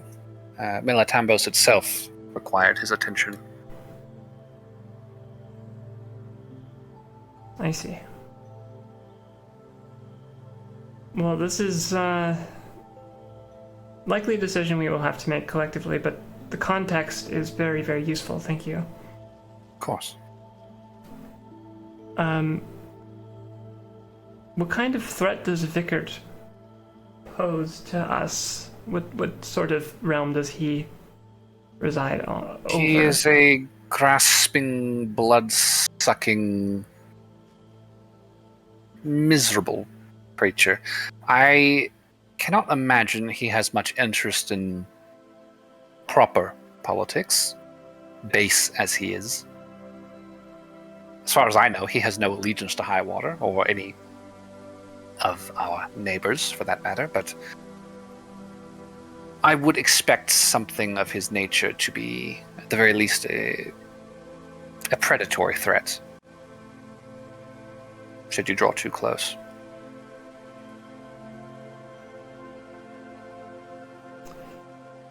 Okay, well, like I was saying, I think we will have to make this decision collectively, our traveling group, but if you wouldn't mind, could I just copy some of these down into my notes? She will just step back and allow you to do as you need. Okay, no, we'll spend a little time doing that. Okay. So you have some more intelligible copies of the maps in your possession now. I feel like Aldrin will turn to Lady Magdalene and just be like, see, she doesn't like my map. They were lovely, dear. I do. Know exactly what he's saying. Now, as Noelle's copying all this down, she kind of pulls Aldrin aside. She says, so, once you reach Milatambos, you should be done with this little errand, shouldn't you? Maybe. We'll see if my lord will have my head. I'm sure everything will work itself out just fine. You will be back, won't you? Of course. It was so long the last time. My lord keeps me very busy. I think he hates it when Kind of busy. he doesn't like me around. Says I'm too noisy. It's too bad. Well, if he ever needs to be rid of you, let him know there is somewhere he can send you, where your talents will be appreciated. I have could other. always use another concubine. I feel like he's like, I do have other talents, my lady. Oh, I'm sure you do. That's not what I was referring to, but thank you for your undying. She's just like very slowly like walking her fingers up the breastplate. You can tell where her head's at. Are the children just like? Kyron's in the back. Gross. Yeah, like they're both just like miming gagging sounds at each other. Children are not happy, my lady. Charming. Aldrin, the kids keep they keep miming vomiting. Do you want me to take them off your hands? Would you be so kind? She lights up at that. Oh, okay. Sure. Yeah, I can go take them out for a little while and can have some time. Thank you, Moondrop. Yeah, no problem. Never mind, they're staying here. Yeah, as you say that, I think Maglin has already got you by like the wrist, Aldrin, and is just like starting to pull you out of this chamber, away from the others. Like, I'm sure you can see yourselves out, but Moondrop, next time, be sure to visit. Thank you. I was very flattered by your invitation, but thank you. You'll be more than flattered, dear. Aldrin, I don't know translate, what dear. that means. But she will lead Aldrin Sure, away. I Just will- leave you in the company of a couple of guards who will just keep. Yeah, I'll finish copying this down, and then Kyron and Demian. Come on, guys. All right. They will follow you out of the palace, and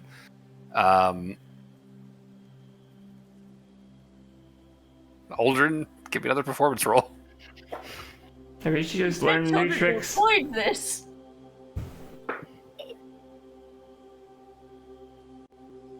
12 plus 9, 21. And how did she do? She got a 19 this time. Oh, shit. I know. She read a book. I've been She's trying. she's trying, is what's happening. Like, I only have him for a day. Yeah, I think, I'm convincing him to stay. Oh, yeah, probably. she's definitely putting some moves on you, Aldrin, that you did not anticipate her being capable of, and she's really putting the screws to you, trying to convince you. You know, perhaps you could say just one more J, right? It's a lot. It is an overwhelming amount of everything in that moment. And I think you will leave this last encounter probably more satisfied than you have in your encounters with Lady Maglin ever. Real shame you gotta go. He's like, damn it. You could do this the whole time. The fuck? So, eventually I think the party will reconvene. Yep. We went to Or go we get will- ice cream. Or Head down whatever. the levels. Whatever. Some kind of snack. I don't know what's equivalent. I feel like Kyron's like, Miss Noel, are they fucking? Just kidding. Has the awkward And this is sex why talk. they are all horny, because they grow up around And it. they learn it early. Noel's having the awkward sex talk with the children. Will not be doing that. Thank you. I will leave that for Kai Simeon to deal with, or probably one of Kai Simeon's maids or whatever. Nannies. I don't think the kids are too terribly phased about it by the time you and them kind of get onto the lift and like get down to a lower level. Yeah, no, they got ice cream now. They don't give a shit. I mean, there's that for sure. But I think it's more like they were taking the piss out of Uldren, and then once he was out of eyeshot, it was just like, all right, well, so what is the plan? You know, like, Endymion definitely shifted. What's a focus. Fey treat? What's a fun, like a pop-up shop type treat I could get? It's Dippin' In the Dots. Feywild? Yeah, Dippin' Dots. It's probably like cotton candy, like sprinkled Dippin' Dots or something. Cotton candy sprinkled Dippin' Dots? Sprinkled with Dippin' Dots. How do you sprinkle cotton candy with things? Wouldn't it It's just... the Feywild. Carefully. No questions. I don't know. Carefully. It was just like a literal, like a flavored cloud. That's kind of cool. I like that. Okay, yeah, there you go. Don't wash it.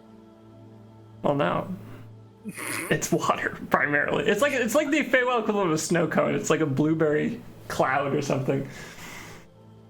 It's like it's Look, this really whenever you add dense, water, it gets bigger. but it also dilutes the flavor. Anyway, yes, we'll For the low anyways. cat clouds. reconvene. So yeah, you Burberry, guys I get brought yourselves. you a snow cone thingy? Oh, I got you something too. When he hands you a packet. A package? Can I open it? Yeah. I open it. It's a hat that like it folds up, so whenever it opens it up, it has a wide brim, and it has one of the poems that you've read Burberry in the past embroidered on the Oh, that's Um, cute. It's always daytime here, and I know that lighter skin can be a little sensitive. I am a tad pale. Thank you. That's really thoughtful, actually. I appreciate that, Burberry. I feel bad. I only got you a snow cone. Oh, no. Noel. He gets really close to you. Got me a snow cone. This is amazing. It's cool. Just starts stuffing his face with it. Well, that's very sweet. Thank you, Burberry. Burberry, roll a con save for brain freeze. What is it? A snow cloud? Well, You started stuffing your face. Oh, I know what my next response. Brain freeze! Yeah, all right, there it is. Okay. So over the course of the next hour or two, I think the party will eventually be able to reconvene. Uldren, you might need to send a message or sending or something to the others to track them down, but eventually you guys will group back up. Yeah, I guess we got to make a decision, huh? Oh, and for the hat is also collapsible, so it folds in like smaller spaces. Oh, nice. I feel like Perfect. Uldren would have talked to Lady M before he left. Maglin. I don't understand why this one, of all the names I've ever given you, is the one that you can't remember. I like that she's just the most forgettable person to Uldren. That's funny. That's one of them low rolls. Oh my god. This very horny, It's very not flirtatious worth remembering her archfey. name. I did get it once this session, and then I forgot it again. He would say, because if Lady Maglin was like, "Oh, won't you stay another day?" He'll just be like, "Well, we were going to leave because they almost got abducted, so now we can't trust our lodgings." I figured as much. Oh, I was going to do one more thing. Sorry, small retcon. I was going to show Lady Maglin the guy that they showed us. Just so she had like a, she want to put on like a wanted poster or something. Well, that is good to know. Yes. Thank you. Sorry, that was important. Yeah. She will probably kind of start playing with an illusion when you do that to kind of get her own version of the face on record, and then literally like hand it to one of her guards. And you'll see him just kind of cradle this little floating hologram as she tells him, see to it that most of the captains of the city, all of the captains in the city see this. Let them know that they are wanted, Ooh, presumed dangerous. You should also tell her where they told to bring the kid. Oh, sure. Yeah, I mean, I'd share with her any information she was interested in. Sure. And yeah, she'll definitely put the word out. It's like, bring this guy in, dead or alive, doesn't matter to me. And look into that drop spot. Okay. That's all. Sorry. That was important. That's fine. So, grouping back up. Yes. The party has. We need to make a decision about how we're gonna do the latter half of this. All right. I will update everybody on everything we learned from Lady Magdalene so that everybody's on the same page and we can all look at the references map now. I'm really torn. I feel like the southern route, it is the least long-term problem. It is high risk, but for a much shorter amount of time than any other route. Is it like a day high risk or a couple of days high risk? It is... It's like a week. It's like a week high risk. But anything else is going to be minimum 2 weeks. And still risky, but for different reasons. I mean, it looks like we got to scale a wall. 8 hours a day. What was that? Actually, I can stop the kids from dying 16 hours a day. That would drain most of my spell slots, though. Looks like we got to scale or get past a wall. Well, that's the thing, is we were actually safe those first 3 days of that southern route. Yeah. It's so we don't have to scale the wall. We can, I assume we can get through it. It's their wall. It's their wall, yeah. Yeah. I mean, shorter could be good. It's... So is the danger closer to the tower then, or where's what's making it look like it's the most danger? Got some war camps, It's maybe? just where the most war camps are, and it's got that tower which is run by high water right at the end. And apparently there's some kind of scrying rocks or something. I wasn't super clear on that. They're like eye stones is what she called them. They're sort of like remote alarms for high water. Letting them know that there's movement out in the wilderness near the stone. We talked to her about that. I think Aldrin would have asked if there's any way to avoid that detection. I'll just don't get too close. Okay. I would advise don't move so quickly that you miss them. You should be sure you know where you're stepping. They're pretty in front of what. obvious. Some of them. I'm sure there are more that we do not know of. Those are the ones to be wary of. I'm totally open to whatever route people want to do, and I will also lay out the route through the Lord Vicar's woods or whatever as an option. It's there. I don't think it's a safe option, and she actually advised against it specifically, but we dodge high water entirely. I feel like if she specifically said to avoid that, we should not do that one. She suggested avoiding cutting through the Sodden Vale entirely to avoid high water. That's what I was talking about. And she's making that recommendation on the basis that it is the longest route. Isn't it about the same? She said it was going to be 2 weeks through the woods if we cut the Sodden Vale. Well, if you were to go through the Vale towards high water, right, that's like a 2-week trip. But if you were to go through the Sodden Vale towards Militambos and avoid high water entirely, like just go off the map, basically, like theoretically you could do that. She's advising don't do that just because was that a longer trip? That is a longer trip than 2 weeks. Yes. That seems like a really bad idea. I feel like we don't need to be stretching this any further than we are. Which is why she's advising don't. I wouldn't recommend that. The only upside of that is we're dodging high water entirely. Yeah, you would have zero exposure to high water that path. But we're entering who knows what the fuck territory at that point.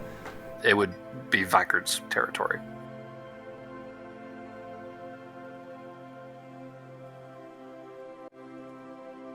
Isn't that the route Simeon said not to follow? That was the route Simeon took. And he, I think when you made the plan with him, advised maybe don't follow that route since you won't have an entire host at your back. So we've got two very powerful archmages telling us don't do that. Yeah, so I'm gonna say let's not do that. I feel Dumb question. So with the scrying stones, it's just that they're in a wall and they scry when they're activated? No, they're stones that are like scattered around the wilderness outside of that wall, like between the wall and high water. And how long is the trip between the wall and high water? A little more than a week. It's like Okay, so it's just avoid the stones for like a week. 8 days. Yeah. And presumably things will get a little trickier when we get close because we'll have to dodge this tower. And who knows what defenses are around there. Yeah. That is probably going to be the most fortified path by high water. I have a... How tall are the kids? How tall is the average 8-year-old, Plet? I don't fucking remember. We looked this up once. How tall are 8-year-olds? The average height of an 8-year-old is 47 to 55 inches. Which is... So a little less than 4 feet to about a little more than 4.5. Yeah. They're so small. Almost as small as someone we know. Is it you? Couple someone's. Yeah. The Lawrence. Oh, that's... If we have a scrying problem. That's an interesting really thought. What if we have two Berbers? They won't know which one to kidnap. No, I was thinking we could try having them do what I've been doing this whole game. What, stand on each other's shoulders? Is that what you're talking We about? could do 2 kids in trench coats. Yeah, exactly. We'll have, and you have it like a whole other version of your outfit. We could have 2 Burberrys. I don't know if the kids will be able to balance each other on that long. Well, better start practicing, kids. Just as an experiment, Noelle's gonna pick one up by the underarms and just kind of put him on the other one's shoulder. Would you unhand... Excuse you. I mean, they sit on each other's shoulders, I guess. Chiron on Are they Endymion. pretty good at it? Hey, Endymion, walk around. It's not the prettiest, but he can do it. Or I guess I could just be the bottom of both stacks. They'd have to stay pretty close to each other, right? I don't know if I even know that, but... I really don't like the idea of being separate. Like, really don't like it. Yeah, I wouldn't want to make you uncomfortable, especially if they're going to try and kidnap one of them, because then one half of you might get kidnapped. And that'd be real bad. This is a very bad... Never mind. I take it back. I'm curious if they can dismount without toppling. Chiron is literally just going to tip Endymion's feet backwards over his shoulders and he just falls on his back. It's like, ow, dick. I feel like Aldrin will like lightly smack the back of Chiron's head and be like, bad. Ow. Don't do that. That was mean. You don't do that. I'm a prince. Oh my. And he is also a prince. He's like second prince. Oh, no, smack. Ow. Stop it. You're being rotten. Apologize to your brother. Sorry. Apologize like you mean it. Sorry, Endymion. Try again. Endymion's just gonna look at you like, I don't know what more you want from him. This is probably the best it's gonna get.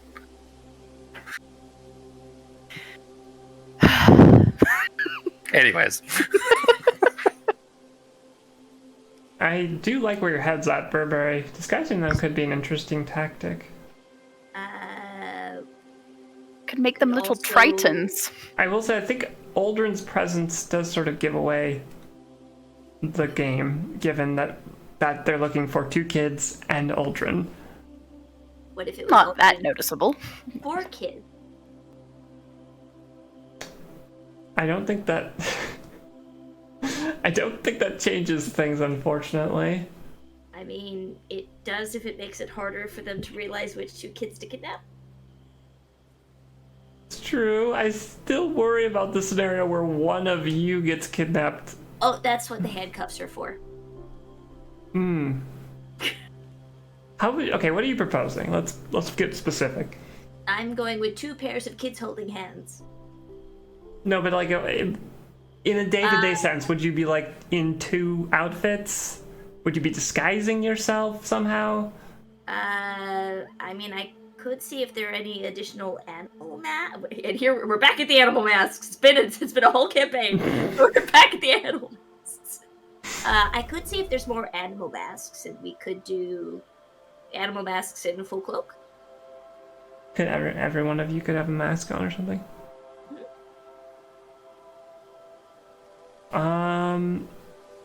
It's an interesting thought. I don't hate it. Try to make my armor less shiny. I can do that with prestidigitation. But I want to Boom, be smudge. shiny. No! Furiously buffing. Yeah. I wonder if you could use prestidigitation to break. To what? Dye it bright pink. Oh, dye No. it. No. I mean, you can temporarily change things You color. can change colors of things temporarily. But it would be I'll very. make Burberry's hat pink. I like it. It doesn't go with your coat anymore, but It does not. boy, do I clash. But I do Oh like no, pink. man! If I walked out like this whenever I was a kid, my mom would look at me and say, "Did you dress yourself today?" It'll wear off in like 10 minutes, I think. Oh no, it's fine. Like it just we vibe it. Here, you know what? I'll put on the hat and turn it pink. There. All right. Now we match for the next minute or whatever. Twinsies! Yeah, exactly. Well, I've pitched my thoughts. I hate that I want to go on the most dangerous route, but It seems like the it best. really feels like weirdly the safest. Yeah. That's kind of where I'm at. 1 week of danger versus 2 weeks plus of danger elsewhere. Really, we can't really quantify how dangerous either one is going to be. We can assume that one is going to be more, but yeah, No, we we should have no specific numbers. We should stick both kids inside of Barnaby's armor. He probably has some extra room in there, right? They ain't going to fit. I would not wish that smell on my worst enemy. What's that supposed to mean? I thought It means you do not bathe, Yeah, and you like to be dirty. You very explicitly said you don't want to clean off a lot of times, and you don't really like bathing, and It does I seem like to really shower with smoke, thank you. Yeah, that is not That bathing. makes it worse. That's And why do like- they call it a smoke shower, huh? They don't. who is they? They do. That's Part a of his- thing. Why do they call it a smoke show, you think? I mean, it might A be smoke thing, shower. but it's entirely negated by the fact that you don't take off the armor. That's like saying you give clams a bath when you stick them in a steamer. Yeah, you ever try getting in one of these things again? I ain't doing that again. That was This that was an man just ordeal. Sleep in the armor. This thing's a pain in the That ass to explains put why the on. bed was broken at the hotel. Man, Barnaby must have like the worst kink in his neck ever. I feel like in the final battle, Barnaby's gonna like take off his armor and be like, "I'm removing my training weights. I'm stronger than ever." No, I feel like if Barnaby took off his armor at the end of the campaign, you would just you'd see the lines of like where he got sunburned. Yeah, it'd just be Go like, through the visor. yeah, just And his holes. arms be like vaguely shaped where the buckles were. Yeah. Sure. That's funny. Okay, well, it sounds like people are leaning towards south, which is crazy, but I was the one who proposed it, so I guess I'm crazy. Should I go by cloak? We can, I mean, whatever we can do to up our chances of this working out. All right. I mean, we'll get Kyron and Dimian. I mean, we're all together. We can just walk together. Get them to try on some stuff. Get some coordinated outfits going on. with the two of them and Burr and Barry, which I'm not even sure they're aware of. Here's a surprise, guys. Been surprisingly good, but we probably should wait for that until we're out of the wall. But we can just use their measurement. Wait for them to Wait try for- on stuff. Well, we could this is like a changing room, right? Come on. No. I'm saying wait for me to tell them after we leave, Oh, why? so that I. Haven't the kids been around this during this whole conversation? I mean, we could be Yeah, stepped aside. tell us what. You'll find out a bit. There's 2 little people under the trench coat. What, like gnomes? Yes. Are you not a dragon? I am a dragonborn. But are you a gnome? They were born a dragonborn. I was dragonborn. Are you gnome dragon? No. Why are you saying that? So why are there 2 little people inside? I don't get it. Well, there. Let's go. You Wait, are what? 2 little people. Are you red caps? No. No. Cords. We'll just play a guessing game on the point. We'll try every tiny race.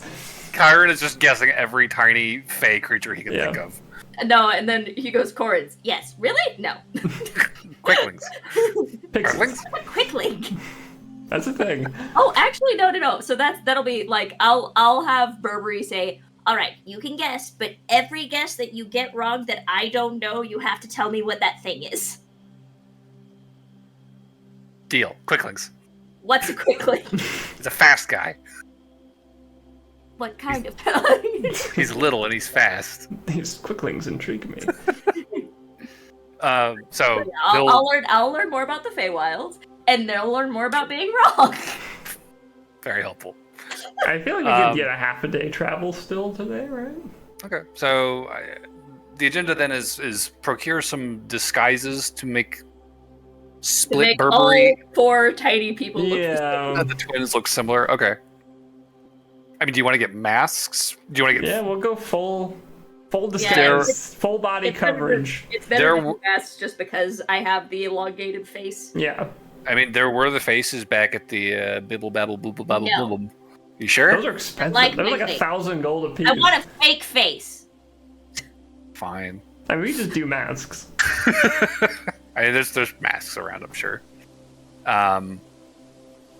So you guys get yourselves some masks, animal masks, presumably. Yeah. Which And, animal do Endymion and Right, Chiron of pick? all of the reasons that I thought that I was going to do the whole 2 splitsy thing, this was not one of them. That's a good idea. Endymion wants a stag mask, and Chiron wants a skull mask. They need to all be the same. Maybe there's a stag skull mask? They start playing rock, paper, scissors for it. Well, doesn't that they have to have a snout so that Burberry can? Yeah. wear They it as fucking well? tied. I don't know does if need either of to those know. are gonna work anyway. Needs a snout. Okay, Endymion won. It's deer. Okay, Cool. gotcha. Chiron's like, boo, skulls are cool. I mean, we can also get you a skull mask for later, just not for this. Here, I'll pay for the masks. He'll buy both of them the masks they want. Oh, thanks, Aldrin. How much But- was it? 2 deer masks and 1 skull mask. Maybe Well, four deer masks. It'd be 4 deer masks, right? Because all 4 of you. And 1 skull mask. Yes. We'll say it's like a gold per mask, so 5 gold total. Do we need to get outfits too to match everybody? Cloaks, yes. Okay. Yeah, Everybody gets a well, cloak. we'll lump that all together. That'll be Well, fine. everybody already has cloaks. They don't 5 look gold. of Elvenkind. They all need to match. We're gonna make everybody identical. All the- Matching- all the- matching- Don't you cloaks, have a matching cloak of masks. Elvenkind? I Burberry do- has I one only from have Feral. Okay, because they have both of them have a cloak. Yeah, of I have 1 though. Yeah. You have a rogue. One without one. We'll lump the cost of the cloak in with the mask, so 5 gold for the outfits. Sure. And with that, then all 4 of you, once the 2 kobolds split off from one another, All four of you are just these weird little becaped, hooded masks I'll do that once we get out of town. little guys. Yeah. I'll wait till we get out of town. I feel like I'm leading a cult or something. A cult of babies. A pack of pilgrims. Cult of dead babies. We're all quicklings now. Yeah, I guess we're heading south. Okay. We got a half a day in us, and we got 3 days of safe travel total. So. That's true. With 3 days of safe travel, obviously this first day is probably only going to be a half day, so it's going to be like probably two full days and another half day before you guys reach the wall. I'll dismount and handcuff me to me. Yeah, wait, finally the big reveal for Endymion and Chiron. Oh, you're not. You look like a tiny lizard. It's from my understanding, it's called a kobold. Burberry, was that rude? I mean, it's not inaccurate. Kyra just gestures at him. Okay, did you consider that rude? I mean, I am deeply offended. You just said that was accurate. Smack. No, he's Hey! Those things can be true. Accurately offensive. It can be both. Okay. I think with that then, we can probably skip ahead a few days. I think Burberry is gonna have like their sides glued to Aldrin for those days. Sure. Aldrin's just surrounded by tiny people for the next, 3 days. We should have gotten Aldrin a deer mask just so he can lead his army of deer. I mean, there is a skull mask. Oh, the skull I'll mask. just put on skull mask. This is just tremendously creepy. I feel like he'll turn to Kyra and be like, how does it look? I want to wear that one. You can wear it later. I want to wear that one. You can wear it later. I want to wear that one. You can wear it later. Stop it. Aldrin! But I want to wear that one. No. Oh, come on! I said no. But please. It's cool, right? It's very cool. Thank you. Aldrin, give it here. No. Smack. He smacks his tiny hands. Stop it. Hey, give me... Stop it! Stop it. Stop it. Stop it. There is probably some competition for the mask over the next couple days. But, cutting ahead. Over the course of the next half day, day and a half, 2.5 days, finally at noon on the 4th day out from the city, right? You guys had left across the southern bridge, climbed up the switchback paths, made your way sort of down the slope into this kind of forested dell. On this last day, you can see through the trees, or really above the trees, kind of rising up over the treetops up ahead of you. There is this flat, dark shape that is kind of spanning the gap between the two ridges of mountain ranges that are kind of flanking this valley. And as the trees begin to thin out, you can see a massive wall, hundreds of feet tall, like a glacier, that just stretches all the way across this valley. There is a comparatively small gate set at the very bottom of this wall, very low to the ground. It does not stretch all the way up to the top. But you can see that there are battlements along the top of it. These crenellations where people could take cover from projectiles. Small towers and turrets where presumably there may be more fortifications set up.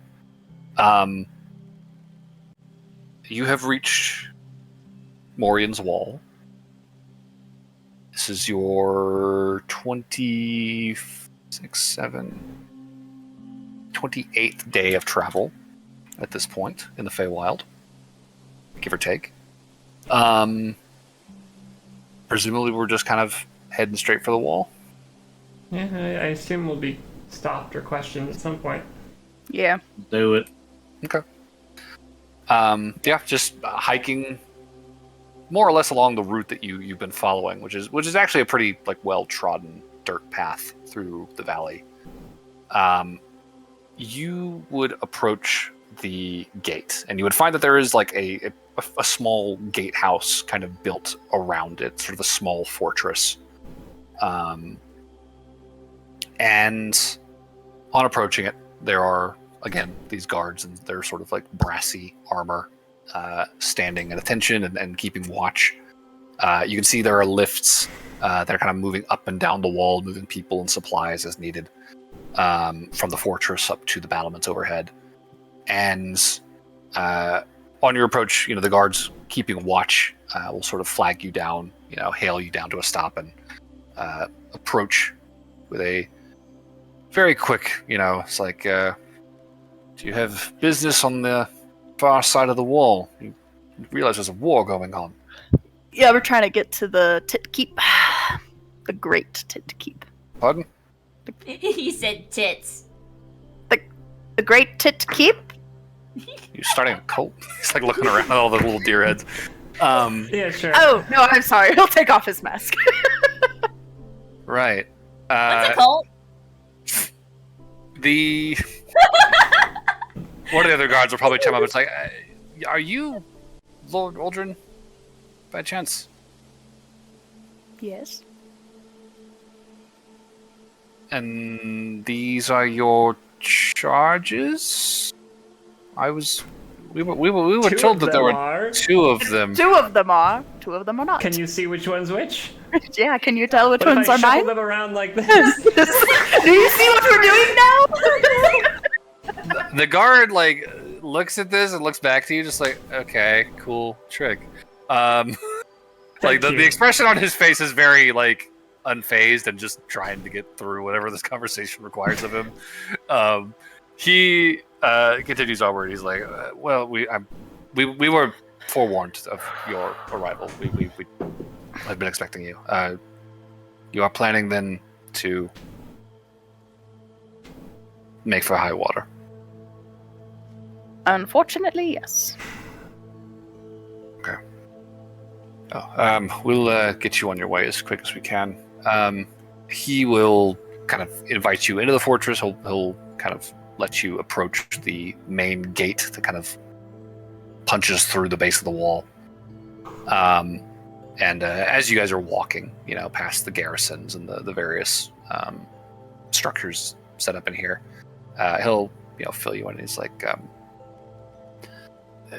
presumably you've been forewarned about Highwater's surveillance on the lands beyond.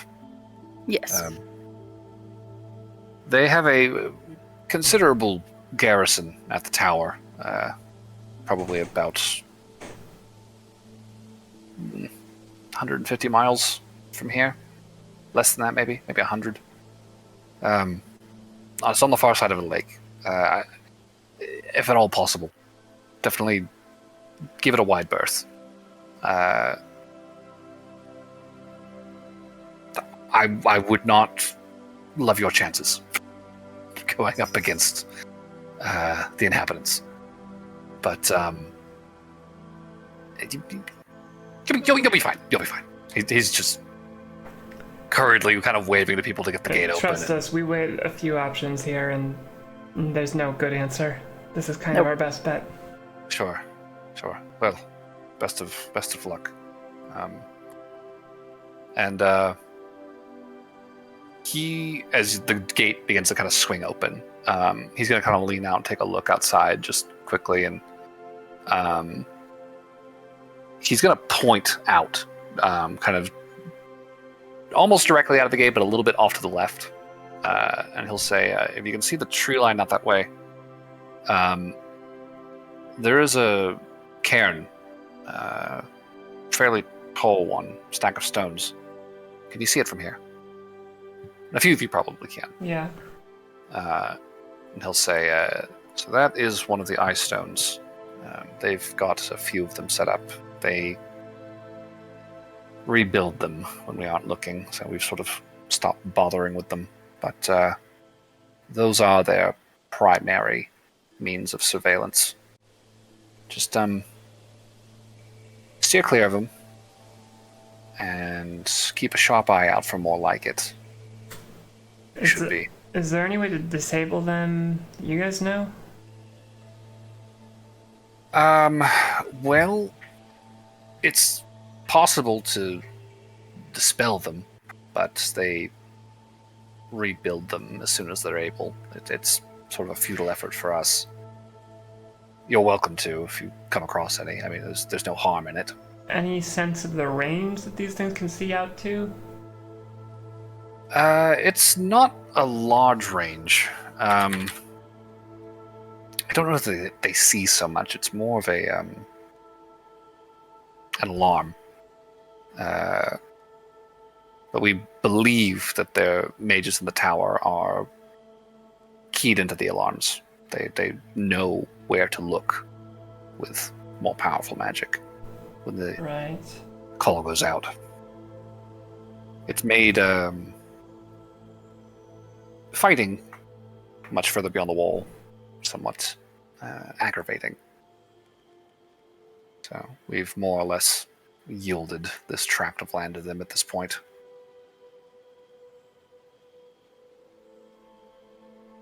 I see. I suppose I really can't think of any other questions, honestly.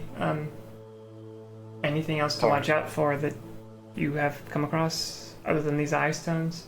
Patrols, if you see any. If there's a mage among them, they can contact the tower within seconds. Either steer clear or kill the wizard as soon as you can. Right.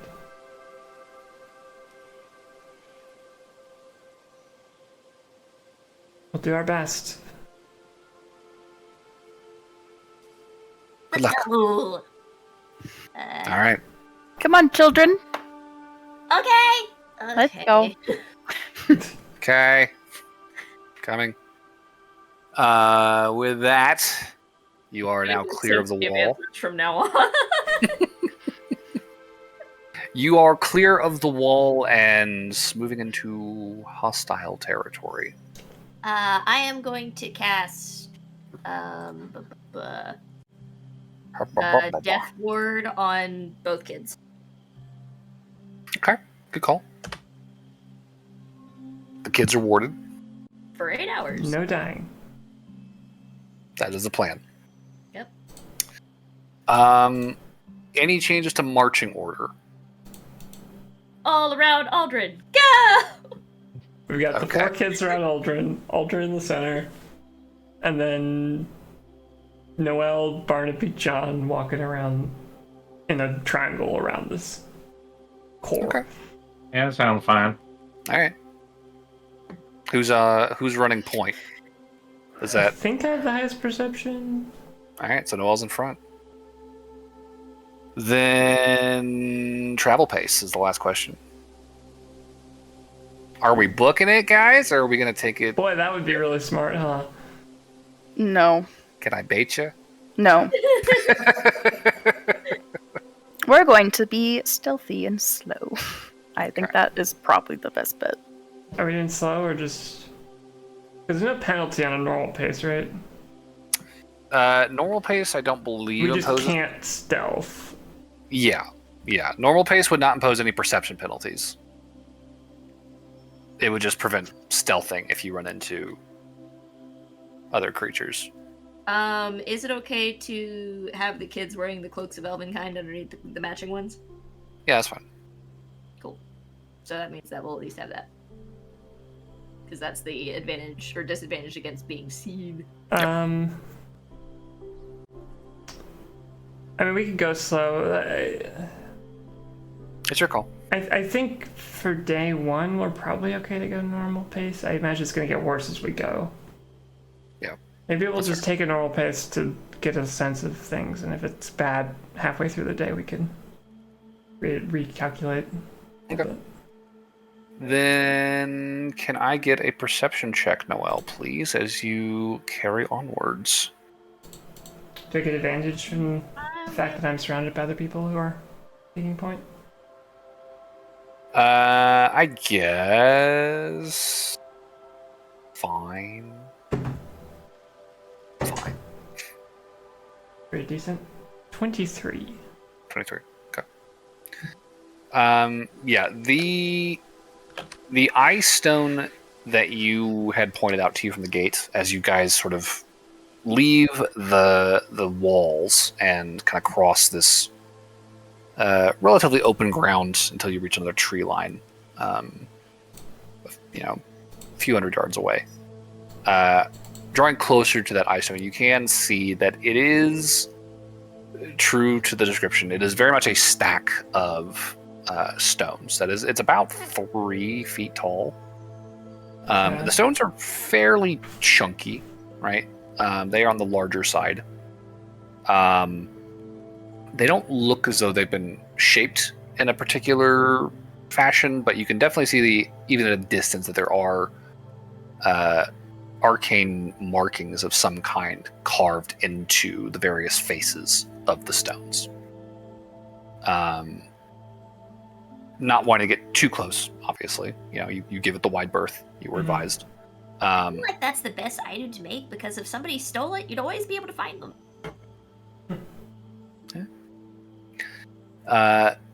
The stone doesn't react at all as you guys kind of pass by it.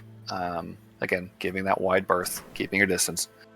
And with a 23, I think you're able to see a handful of these things over the course of the day that are in some places kind of sitting out in the open, fairly obvious. There's a couple in various clearings that you pass through in the forest, and there are others that are much more cleverly tucked away. You guys are sort of rounding a bend in this shallow kind of dell in the forest, and just before you guys kind of step around this very large tangle of tree roots, you see a little corner of a bare stone, and immediately call a stop. And you guys kind of pull back, kind of climb out of the dell, give it a wide circle, and you can see down in that ditch there is one sort of waiting in the shadows around that corner. There's another one you find that is underneath a very large slab of rock, kind of half shadowed in the forest, that if you hadn't known to look for it, you probably wouldn't have noticed it. But you give that stone a wide berth as well, and it's a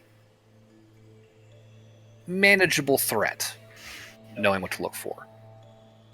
And you feel like you've got a pretty good handle on, procedure, how to move, how fast to move, and kind of how to be scanning for these things over the course of the day. It's not an unmanageable task. Okay. Yeah, these are tricky.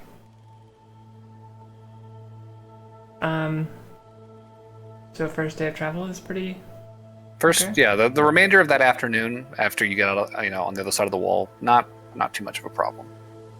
And the rest, that night, under the, low hanging sun, it's going to be quiet, uneventful, not much going on. Okay. The next morning, could somebody roll a D100, please? I'll do it. Oh, okay.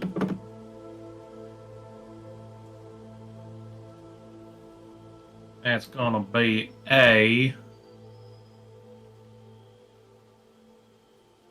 26. 26. David. Huh? So I started rolling a D100 before you said that, Huh? and I also rolled 26. That's That's tremendously just spooky. unlikely. What the fuck? I'm not That's even spooky. kidding. Well, whatever 26 is, it was destined to be. The dice have spoken. No, I rolled it, and you were like, I got it. I was like, oh, okay, so I stopped. It was like, if it's 26, I'm gonna laugh. There's that 26. We are attacked by quicklings. Actually, you are awoken that morning before the dome has faded to the hoarse voices of two very curmudgeonly sounding women and the heavy footsteps of pack creatures traveling with them. Perfect. Aldrin is up and about. Oh, hello, ladies. Curmudgeonly women. My time to shine. Yeah, That's so my demographic. Aldrin, you're like roused by these like female voices, like oh, ladies, and then you listen more. It's like, oh no. You hear this. I'm telling you, we fucking lost, we are. Oh, fuck this. I'm going back to bed. Can we see them? I thought we could see out of the dome. You can see out of the dome. I mean, you're being woken in the morning, more or less, by this. Yeah, we hear them. Are they at the dome, like knocking on it, or are they? No. You hear their voices in the distance, maybe 200 feet away. Okay. Definitely bickering. They are kind of at each other's throats from the sound of it, and what you are hearing is definitely an argument regarding their potential trajectory here. They'd sound like they are lost. We've been wandering around this damn forest, just circling deep home for the past 3 weeks. I think it's time I took the lead. I think you would probably recognize the voices after a certain point as the voices of Miss Mary and Sister Gail. Oh, the two hags. Two hags that you overheard What a coincidence. days ago. Almost as coincidental as 226s. Yeah, really. Well, if it doesn't sound This like is they're the second time you guys have rolled this encounter. I hope we roll them again later on. We definitely lost. We definitely lost, you stupid bitch. I will say, as you guys are listening, I think you can kind of see the shape of these figures in the distance, kind of through the brush. And you can see that they are being accompanied by two very large, kind of lumbering creatures behind them. As they move, you can see that they are dressed in these sorts of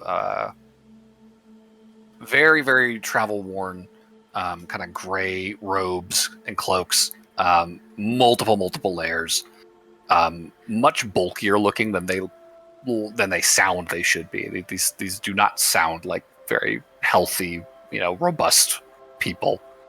They sound pretty haggard. And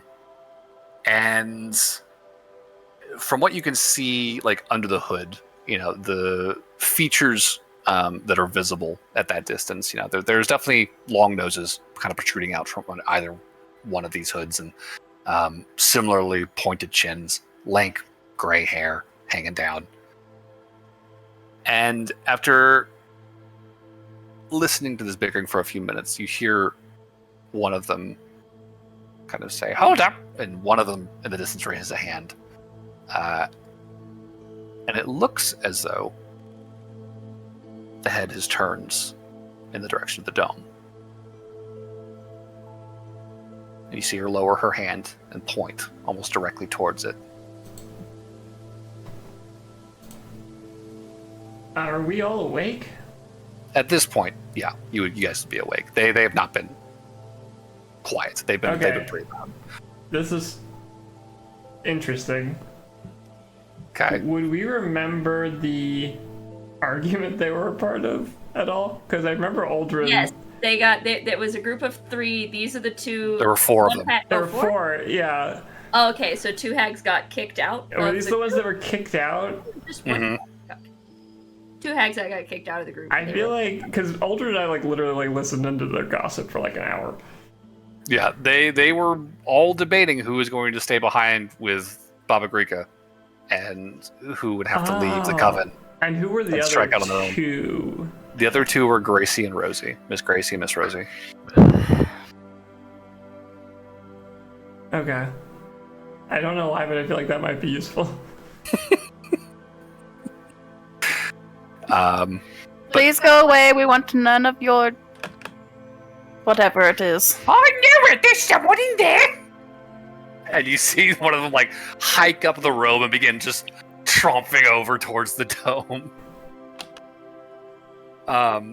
As this hag gets closer, you can definitely see under the hood. This is a very stereotypically cronish old lady, like long hooked nose with a big wart on the end, withered lips, big pointed chin with a little hair sticking off of it,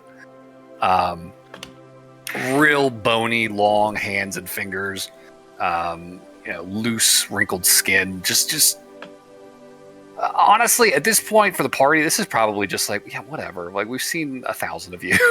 This is the most underwhelming hag you've yet seen. Look, we know a little passé, shall we say, right? But she's got like her robes pegged up in one hand, and she's like leaning up against the dome, like peering at it, like her hooked nose like pressing down over her mouth, and then she starts like knocking on it. Dum, dum, dum, dum. Hello, who's in there? we know you're hags. Please go away. Oh. You sound like a handsome fella in there, don't you? I am not handsome. That's a lie! Lots of ugly people in here! Lots of ugly people. Oh, just so ugly. We have to hide our faces from the world. Yeah, oh, just my type! Come on, open up, loves! We're never gonna win with you, huh? And as she's, going off, her sister, auntie, peer, whoever this other woman is, whatever the relation is, the second hag is kind of coming up behind her, and you hear her saying, "Gale, it's not worth it, this is. We've got places to be, places to go. We're fucking lost right now. We've got nothing better to do. Come on!" Oh, wait, what are their names again? Gale and Mary. Gale and Mary, we heard your argument. I am so sorry for your loss, but we are not interested in whatever tomfoolery you wish to seek from us. Gale like freezes at that, and you see her kind of straighten up and like drop her skirt, cross her arms, like, "Excuse you? I think It's at quite this rude point, to eavesdrop." You were very loud in the forest. It was hard not to hear. Tremendous. Okay, Noelle's gonna go. So the one standing like right next to the dome. Is that what you said? Yeah. Noelle's gonna go like right in front of she's gonna drop the dome and she's gonna be standing right there. For whatever it's worth, I feel like Gracie and Rosie were definitely in the wrong. You guys should absolutely have been able to stay with Baba Grika in the woods, but they were just like not listening to you guys at all. Yeah, Baba Greek is a bitch. She just kicked y'all out. I mean, Gale looks dumbfounded, like just like jaw agape, her like 3 teeth like sticking out at odd angles, very visible. Mary, meanwhile, has like finally joined up with her. She's like, Quite "I rude. mean, you're not wrong." I feel like Aldrin and Noelle are just gossiping about what we're happened. gonna just keep talking about it. Yep. Okay. I can't believe Aldrin. You remember when Gracie was like trying to convince them to draw straws for it? Oh yes, like the she's straws. not guilty of Exactly. everything that everybody else is. Of course, those She's straws like, oh, we're on an rigged. even keel. It's fine. We'll draw No. straws. Except she's completely in the wrong. Yes.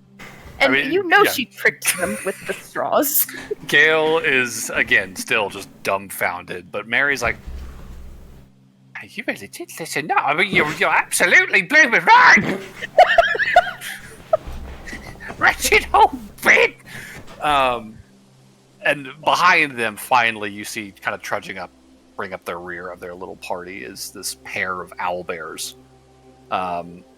Both of them laden with these large saddlebags kind of thrown across their backs that are just packed full to bursting, and on top of that there are a few articles of furniture that have been strapped onto their backs as well, like a couple of rocking chairs, as well as some cauldrons and chests, which are somewhat ajar. You can see some jars kind of rattling around in the tops of them.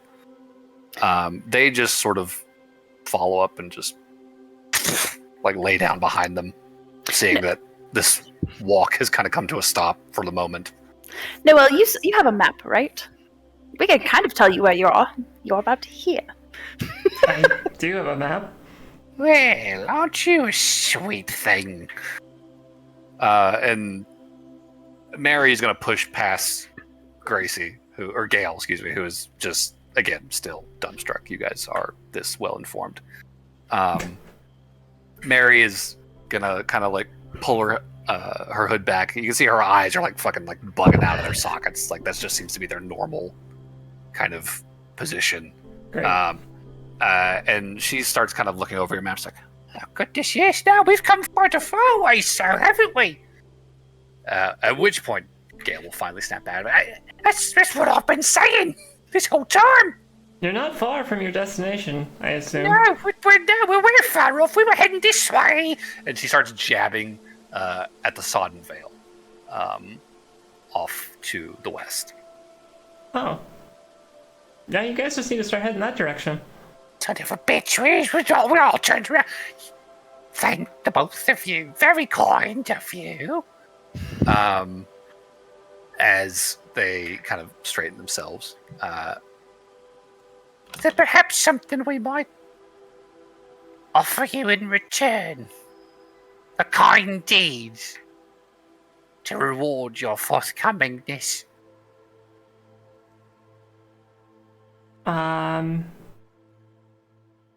The next time we roll a 26, it's a peaceful day of travel.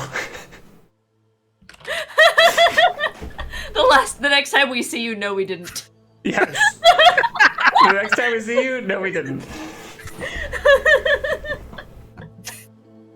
She just kind of clacks her little fingernails together. She says, I feel I should be insulted by this, but we have bigger fish to fry. I think we all do. And you know what? We can't live in the drama of the past, okay? We need to move on with our lives. You have places to be, and so do we. Places to be. We have new starts to begin, Exactly. don't we, dear? Chaos is like, very well. It's a deal. She looks in the hand. I'm not gonna shake your hand, just get going. Very rude little shit. She just stands up and starts walking away, just toddling through the fucking the brush. Mary just kind of sniffs, gives you a fucking look, and very surreptitious, like a little middle finger up from behind her arm before she follows Gail. You're and welcome. The two owlbears both pull themselves up and begin to follow them. That could have gone worse. Yeah, so hags again. It keeps fucking happening. Yeah, I figured if we helped them, they would just leave us alone. Yep. That's fair. So, can I get another D100 roll for the day, please? 89. 89. Oofty. Okay. So, moving through the forests of the southern Feywild here, slowly making our way towards distant high water. You will likely note, as you travel, that there are several kind of billowing pillars of mist kind of issuing up from the bases of the mountain ridges around you. Very distantly, you can kind of make out the sounds of waterfalls rushing on either side of you. This sort of dull roar in the distance kind of permeates much of the remainder of this day. And as you draw close to needing a campsite, kind of hitting the limit for your travel capacity for the day, Noel, with your passive, you will probably be the first to clue in on the fact that as you're looking for a campsite, there is kind of amidst kind of the steam that is billowing up from the various falls in the area, there is one that looks particularly narrow and fairly distant from either mountain ridge flanking this valley. It looks more like a thin column of campfire smoke than the mist of a waterfall. Okay.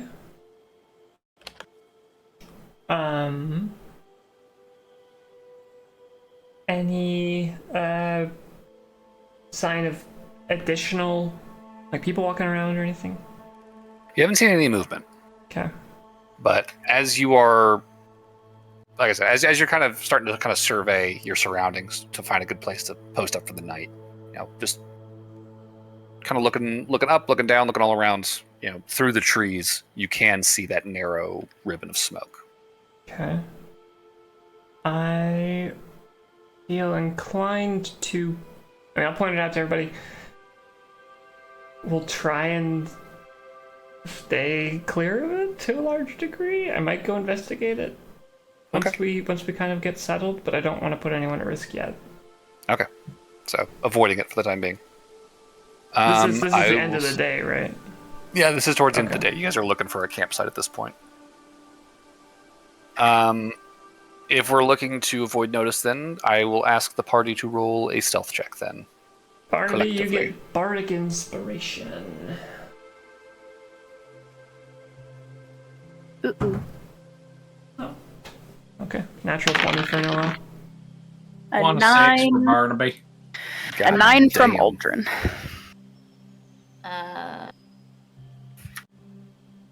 17 and 18 for Burberry. Okay. Are you rolling them separately? I'm treating them separately because they are being two separate people. Interesting. I don't know if that is how we want to do it, but that is like... That is fair for now. Normally there's only one pair of feats, but today we can.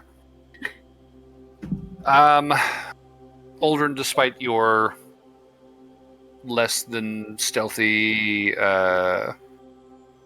affect, you guys have had enough practice at this. Y'all know when to move carefully when you need to. And now that you need to, you guys very carefully, very quietly begin picking a path through the forest away from this campfire. And find yourself a nice, quiet, kind of isolated little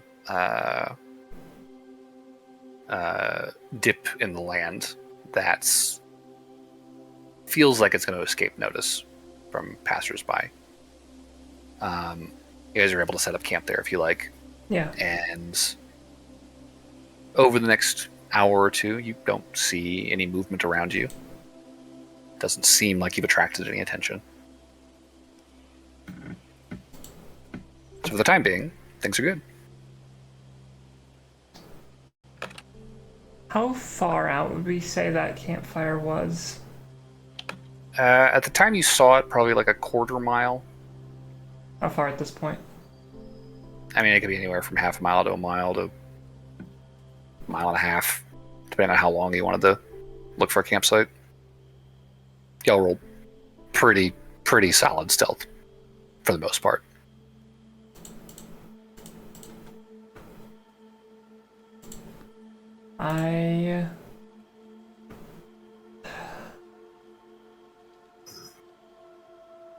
Be nice to know what it is.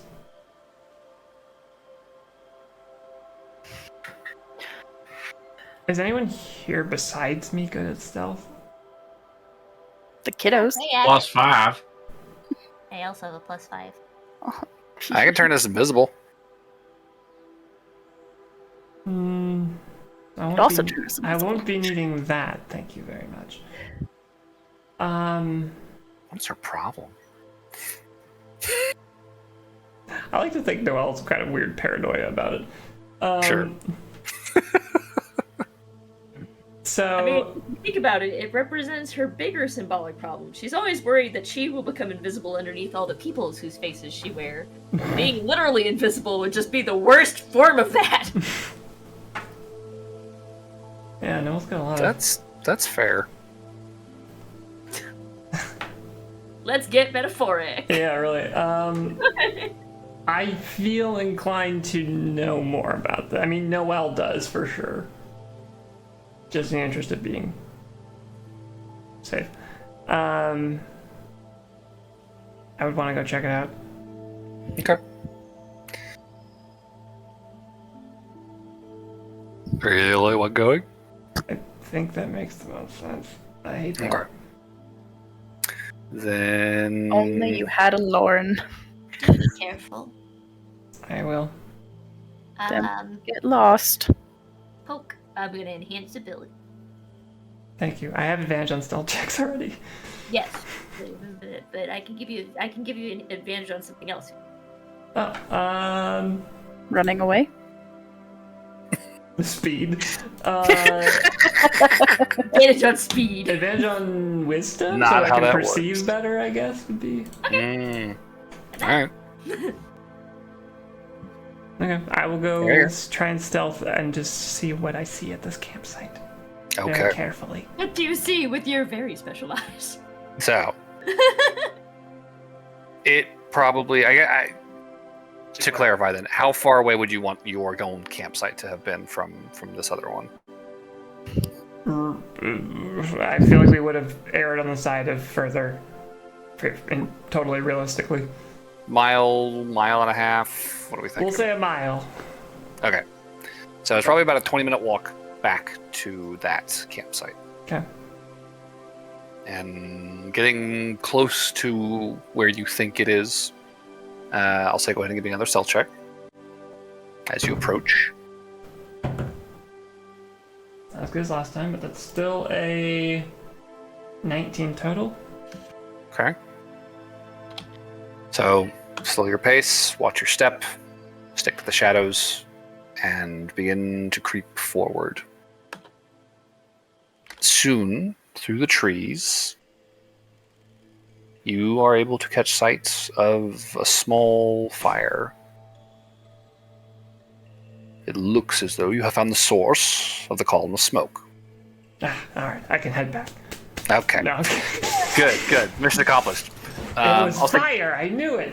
I'll say give me a perception check as you catch sight of this. You're probably a couple hundred feet out. 17?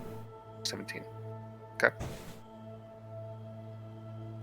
I will say at this distance and through brush, looking into the campsite, at first it's just the fire, but after a minute or two, you are able to see this humanoid figure seems to stand up from out of view behind a tree and kind of shift around the campsite, tending to either a pack or some other aspect of their camp. It's obscured by brush. Hard to make out a lot of detail, other than they seem to have longish hair, elvish ears, and you guess a somewhat masculine build. Okay. But beyond that, hard to make out much details at this distance. Can I get any closer? Sure, give me another stealth check.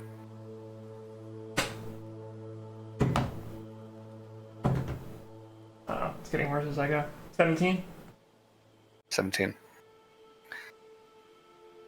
As you're moving, you are finding yourself having to kind of compromise. There's not a lot of great spots to step here. There's a lot of like dead leaves and dry brush nearby. You're like setting your foot down as carefully and slowly as you can, but you can hear the crackle. You're worried, that your quarry up ahead might hear it. So far, so good. There's no reaction. Does not seem as though they've sensed you. Okay. But you can definitely feel the sense that I'm pushing it. Getting closer, I will say you can make out maybe like 100 feet away. It appears to be just the one individual at this campsite. You can clearly make out a quiver and a bow leaned against a tree. Fairly decent looking in their construction. There's like silver filigree around the quiver. The bow similarly kind of sparkles in the firelight. The elven man that you're watching. Long, dark hair that kind of runs down the back. And they're dressed in this mottled cloak. It's honestly not too dissimilar to the sort of shimmering, shifting color pattern of the twins' elven cloaks. Although this one seems to be a little bit less overtly magical. Okay. Just very well made. Underneath the cloak, though, you can see what appears to be this like silver scale mail with a blue tabard that sort of runs over it. Any indication, symbols? That sounds like high water. Blue. You're not seeing any symbols. It's hard to make out the details because you're seeing kind of like the lower portions of their clothes under the cloak, right? As they kind of walk around and like kick out of the cloak. Anything? I would be looking for any indication of high water. Anything I can see in that regard. Any colors that match what I've been told. Anything on a shield or on a cloak or whatever. The blue is probably the most high watery thing you could pick out, but you're not able to make out any symbology at this distance. Nothing to confirm it, shall we say.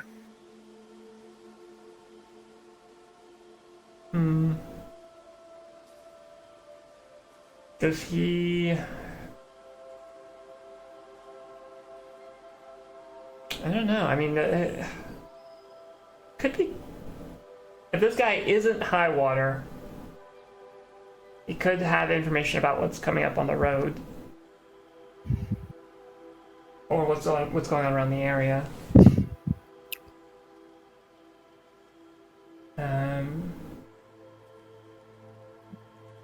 I could be pretty persuasive. I'm also a mile out from my friends, which is dangerous. I don't know. Can I just vibe check him? Is there a vibe check roll? You want an insight check? What if I just sit and watch him for a little? I'm just gonna like. Okay, sure. Give me an insight check. It worked with the hags. Does why he can't seem it work cool? here? Is he hot? Punk roll. Which table did he sit at lunch at the cafeteria? He's not bad looking. Okay, that sounds like a 15-ish. Yeah. Is insight wisdom? I have advantage on that right now. Yep. Okay. Well, 19 again. Okay. This figure, as he moves around his camp, you can see that he's sort of in the process of cleaning up, it looks like. There are a few adornments around the camp that are, still kind of like loose, and that he's kind of in the process of like organizing and packing. It looks like he's slowly in the process of breaking his camp down, and getting ready to leave. And the vibe coming off of him is one of...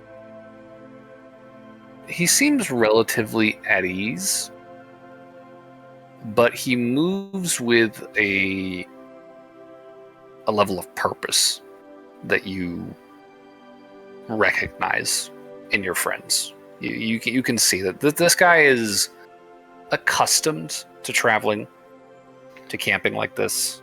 This is not old hat to him, this is not new hat. Excuse me. This is part and parcel of just what he does, and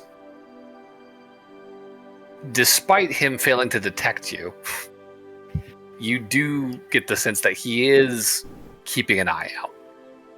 He is consistently kind of like scanning his perimeter as he moves around the camp, tending to his equipment,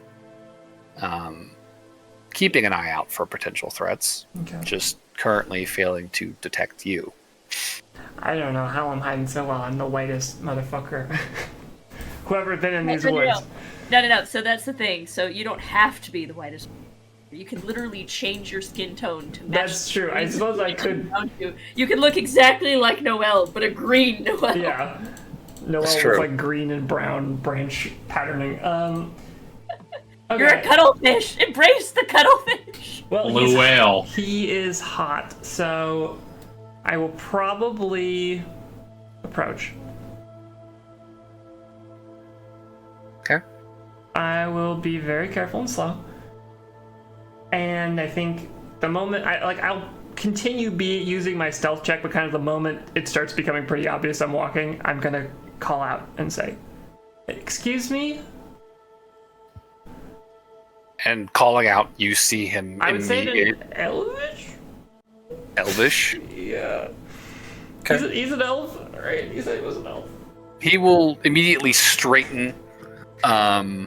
You see him kind of whip around to face you, like pushing the cloak aside, putting a hand, both hands really, revealing his high water crest on a scabbard, and indeed revealing a crest on his chest depicting a symbolic mountain and river motif that you would recognize as belonging to high water. Damn, he was chill though. Okay. And you see, like he turns to you, hand on the sword, and he kind of looks you over real quick. Doesn't draw it any further. Excuse me. Hi. Sorry. Hello, in Sylvan, at first, and then after Pretend a moment, you got lost in the Feywild. That's I'm going to do. and then after a beat, he will say again in Elvish this time. Hello. Hi. I'm sorry to have startled you. I'm not 100% sure where I am. I've been traveling through the woods recently, and I've been trying to find my way to civilization. I've heard from a few people that there's a place called Deep Home near here. Do you know where that is? Give me a deception check. Okay.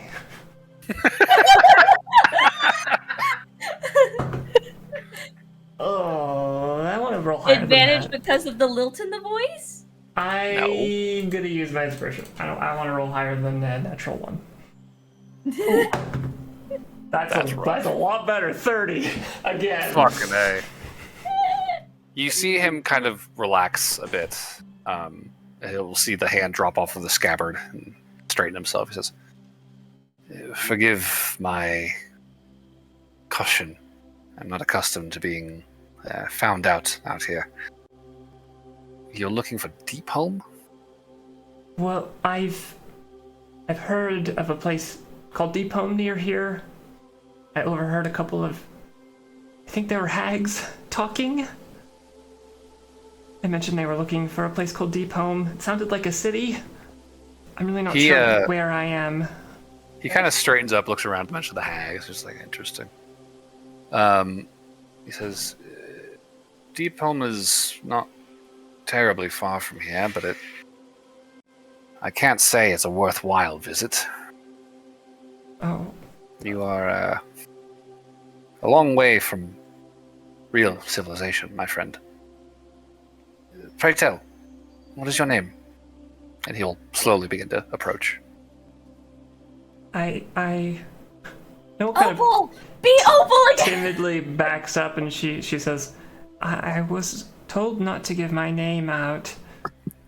He will raise his hands, kind of trying to show he doesn't mean any harm. He says, "You were advised well then. I am called Thandria." Andrew? Thandria. Thandrir. Sounds Thandreary. What are you called? Thandreamy. I feel like Noelle's been very tempted on this quest. Noelle's test of commitment to her woman. I know. It's like Aldrin, you have Lauren. no place to talk. Oh, I know. I'm just saying. Aldrin's over here like, I'd fuck him. I'd fuck him, yeah.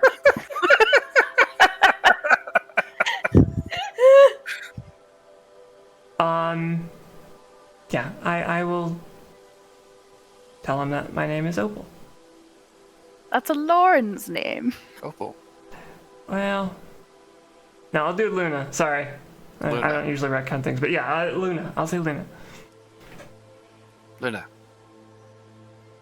Pleasure to make your acquaintance. For the record, do you look like Noel? I look like Noel. Noel? Okay. I mean, he's probably going to comment on that. He will say that.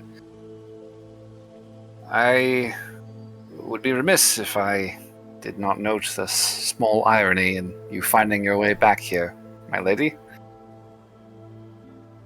Back? Do you think I've never been here before. Forgive me, you are a changeling, are you not? Oh. Yeah, I... Unless I am mistaken, I apologize if so. No, you're right. I am.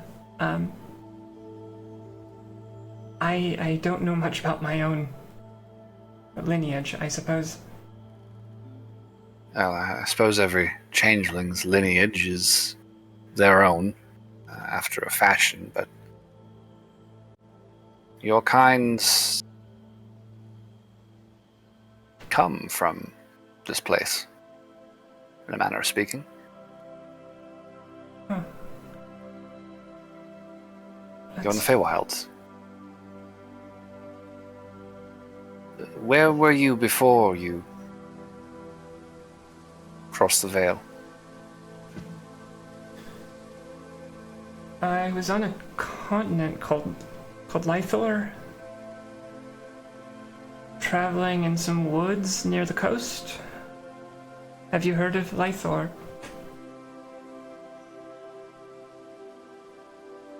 The name rings a bell. I suppose it's one of the realms of the material plane.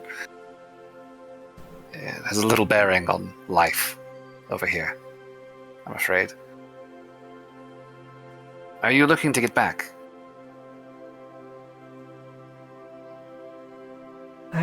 I don't know. To be honest with you, I didn't really have much for me there. Maybe this is a chance to start over. It's kind of why I'm looking for a place to stay. If I might make a recommendation. Mm-hmm. And at this point he will have probably closed the distance. Yeah. And lowered his hands, just kind of clasped them in front of him. There is a realm to the south of here called Highwater. There's a bastion of civilization in these wildlands. A woman of your beauty could certainly make a name for herself there. I'm sure you've many talents. Your name beyonds just that. I've been told I'm fairly talented. I don't know what I'm doing. I don't know where this is going. You're gonna bang this guy, that's where this is going. You're about to be abducted to Highwater by this elf fae guy. Oh, no, it's gonna be worse, because he's gonna say, well, I'm originally from Highwater. Why don't I take you there? And then, I know. I don't know how It's I'm coming. gonna get out It's of this coming. conversation. Dear Noel! Sorry, what did he say last? Oh, he said I was talented. He did say you're. He's sure you have, Yeah. more talents than. just that. Okay. I would say you'll forgive me. I can't help but notice that the crest you wear matches some of the ones in the camps I've been avoiding. It seems like there is some kind of battle being prepared for. I didn't want any part of that. Of course. I fully understand. Things are in motion at the moment between us and Deepholm. As you mentioned earlier, where did you hear about Deepholm? Hags, you said? The hags, correct. You spoke with hags? I overheard them. I can be pretty sneaky. Evidently.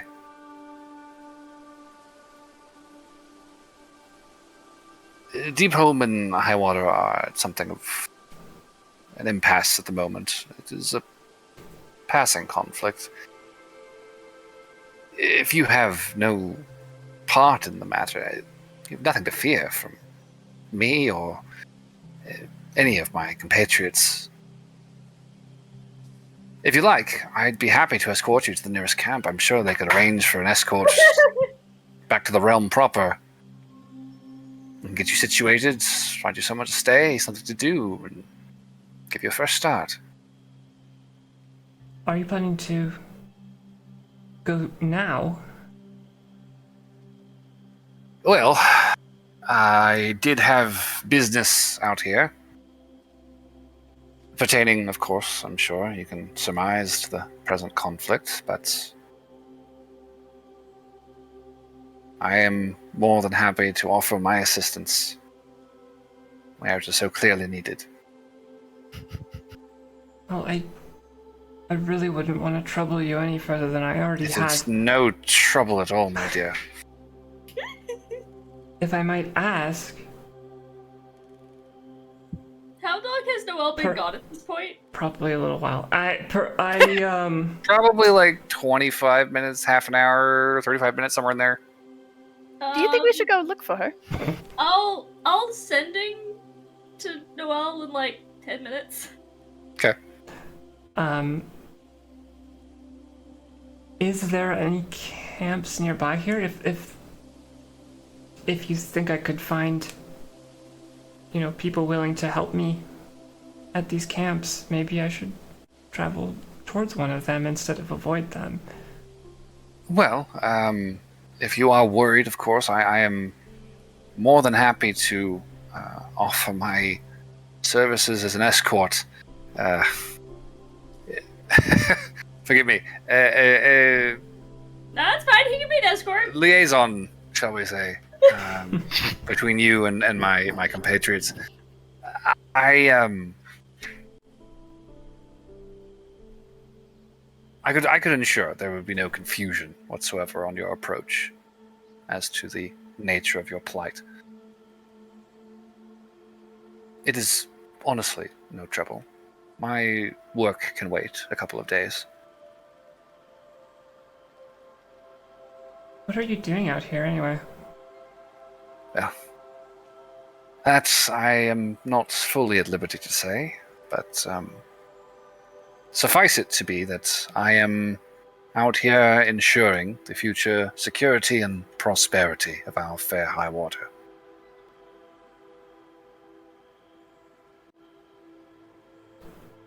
I think Noelle gets kind of a somber look on her face. She looks a little sad, and she kind of glances over at the weapons he's got sitting next to the tree.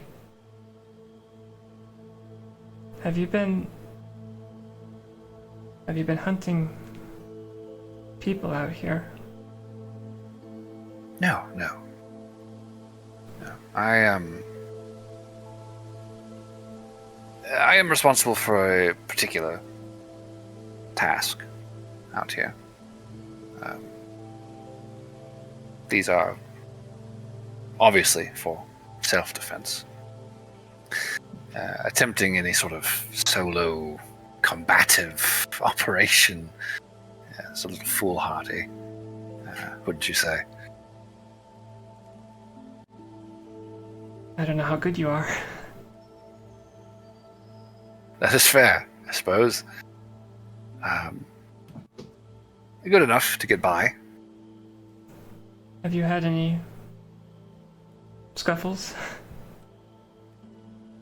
Not recently. It's been quiet, fortunately. Maglin's men keep to their wall, as they have for some time now, which I'm grateful for. It makes my work easier. Deep Holmes. Arch Lady. He will add, assuming you are unclear on the name.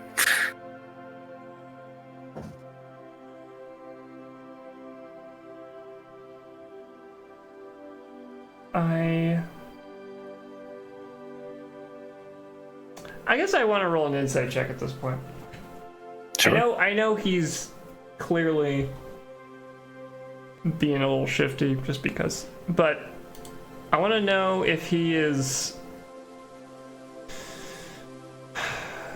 how manipulative he's being. Like, what vibe am I getting off of him at this point? Or is he like genuinely like just a dude that is part of this, just a soldier basically? Okay. Or is he like sus and trying to like manipulate?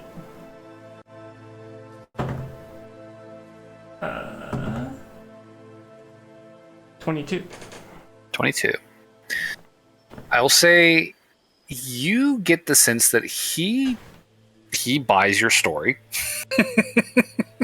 You 30, do not sense 30 will get you that. Yeah, you do not sense any subterfuge or deception in what he's saying.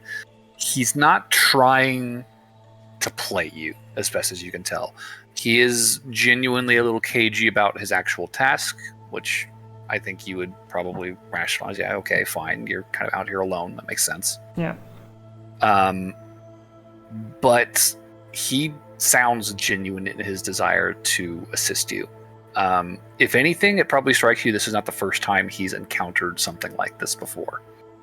Like this sounds like a sort of practiced. This beautiful young woman walking around the forest. Yeah, it happens. Every few weeks. I mean, it might kind of crawl out of the forest. It might not always be a beautiful young woman. That's true. At least it wasn't a hag this time, he says. Yeah. He sounds genuine in his desire to try and help you get a fresh start in life. Okay. You know what? I'm joining High Water, I've decided. Okay, bye! Bye, Noelle. Okay. I'm gonna use, oh boy. So this guy's...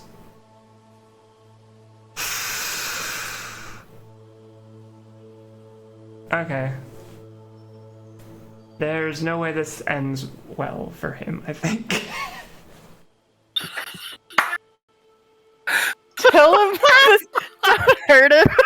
Just be like, just point me in the right direction. I'll go there. I'm quite capable. I want to, but he's like, oh, this is great. It could be confusing for them. Oh, you might get lost, you poor young thing. Okay, alright. We'll say it's about this time that Burberry contacts, because we're running. Yeah, it's probably. Yeah, that's fair. Running out of. Okay. Is everything all right, Noelle? Do you need help? Noelle would sound a little nervous when she responds in her brain, and she would say something to the effect of, I have successfully wooed an elf man. Thought I found a random hunter, turned out to be a high water soldier. Please start heading this way. I've done my best, but he is insistent. All right. I'll say, Noel found a hunter. Well, he's not a hunter. He's someone from high water, and she asks that we start heading that way.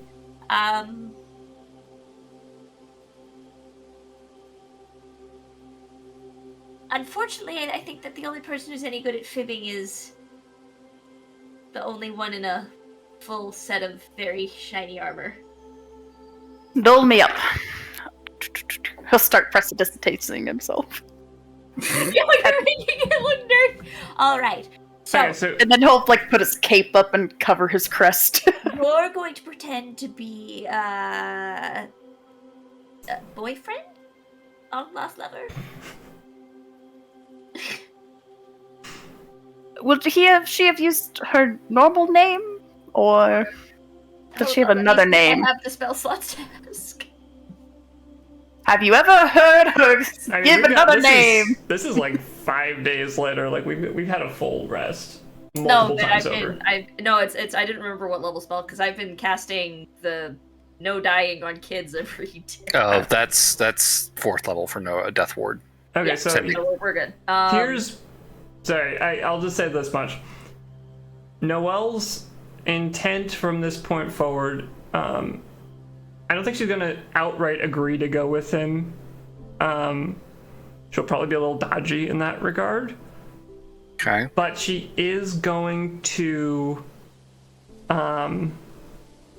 try to disarm him, sort of just try to calm the situation as much as possible.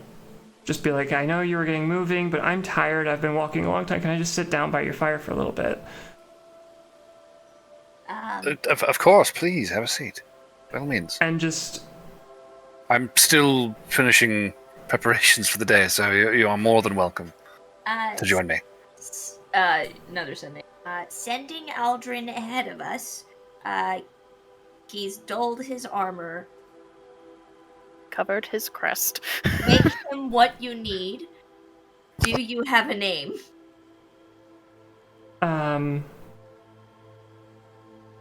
I called myself Luna again.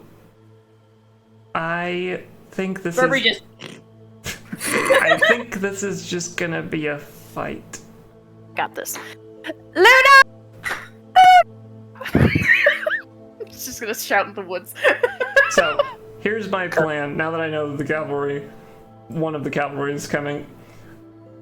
The moment I hear, someone moving through the woods nearby, the moment that he is kind of triggered by that sound, because I know Uldren's not stealthy.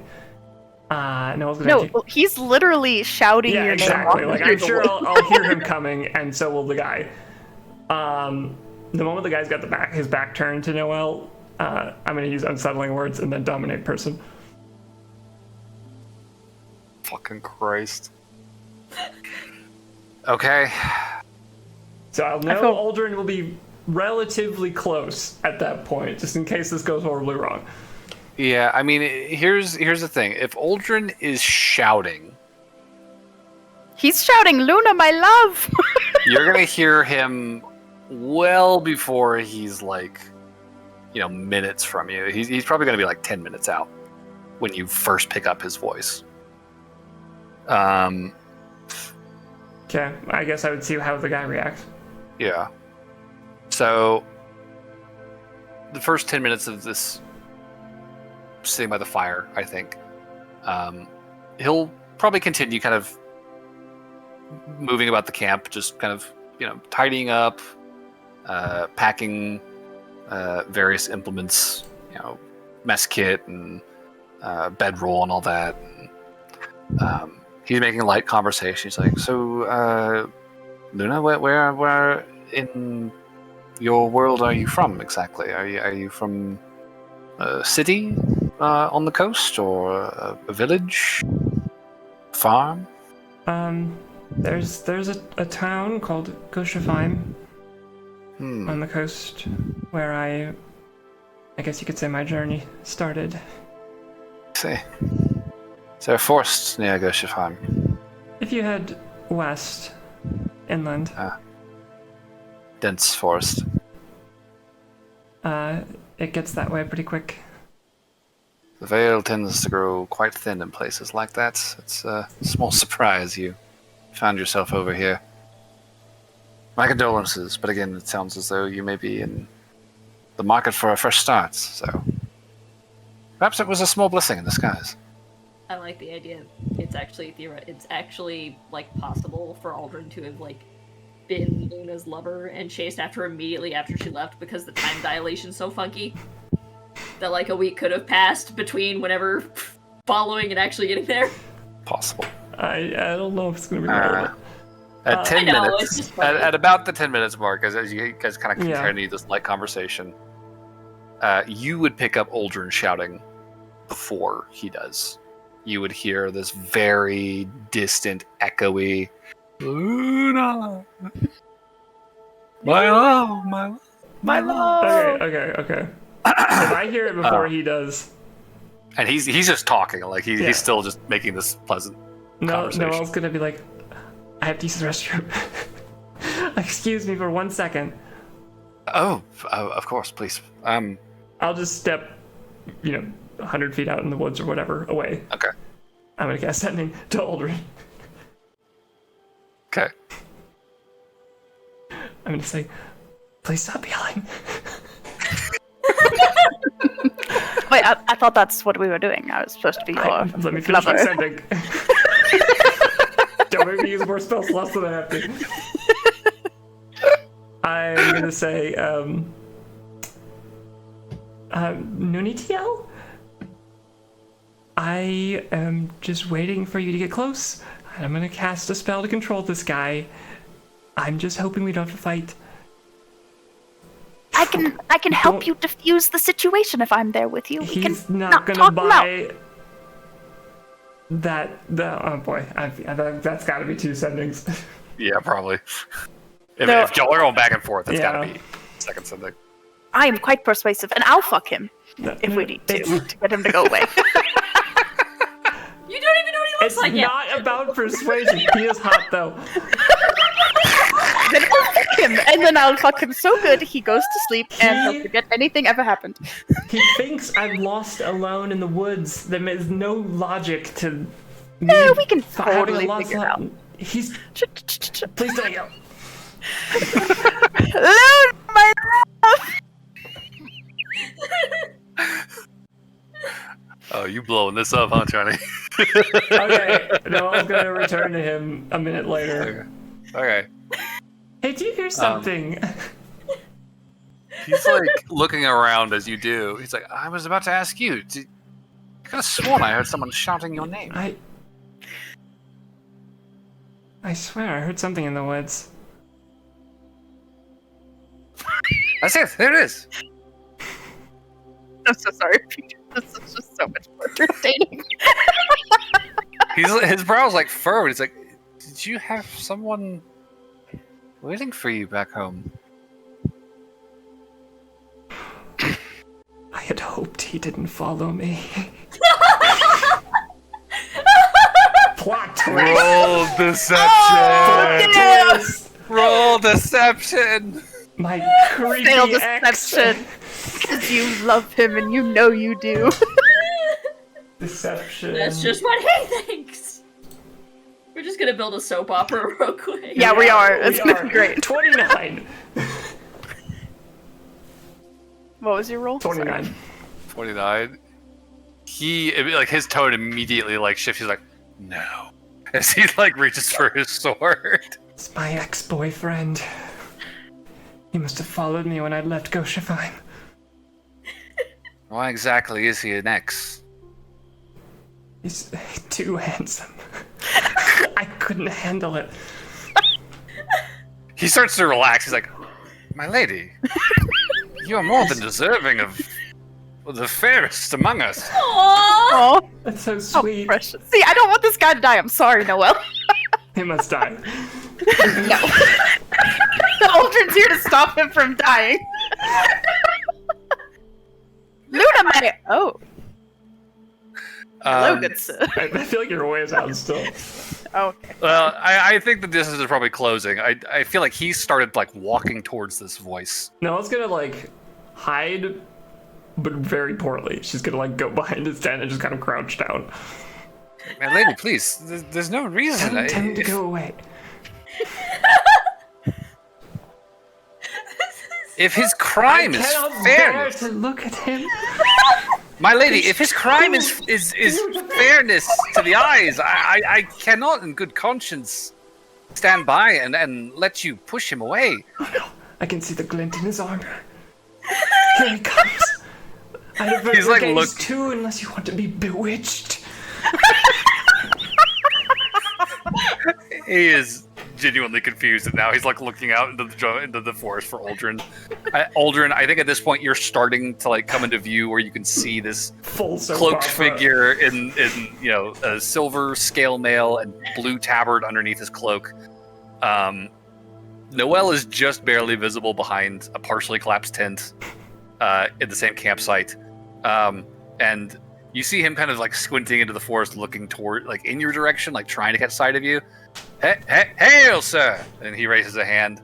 Hail, have you seen a beautiful fair woman with skin of moonlight and hair to match, and just the heart of silver gold? He turns back to Noelle. He's like, he's so charming. Isn't he lovely?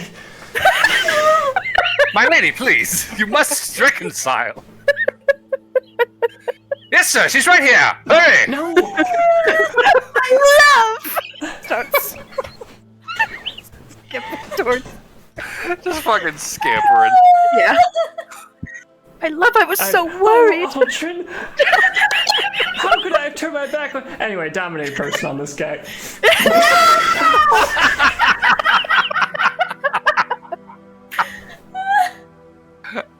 Oh, fuck. Well, probably gonna be a failure. Yep, that's a 16. That is a failure. Yep. And he immediately... Okay, thank you, Aldrin.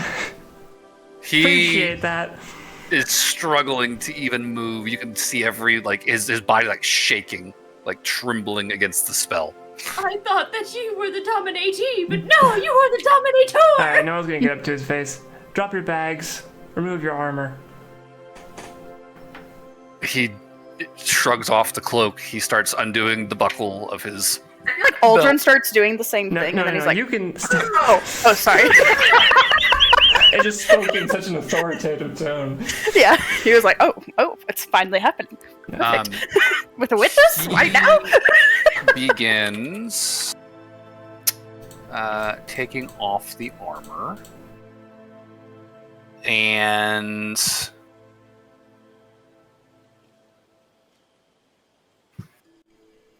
he how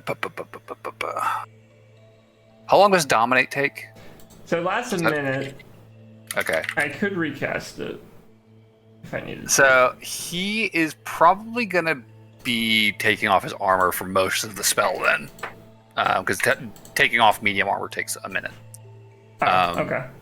So he starts working at it. He starts like undoing fastenings and like loosening ties and stuff. Very slowly. The whole time his whole body's like shaking, like you can see veins kind of bulging in his eye, his face as he's just glowering at you, unable to resist the compulsion.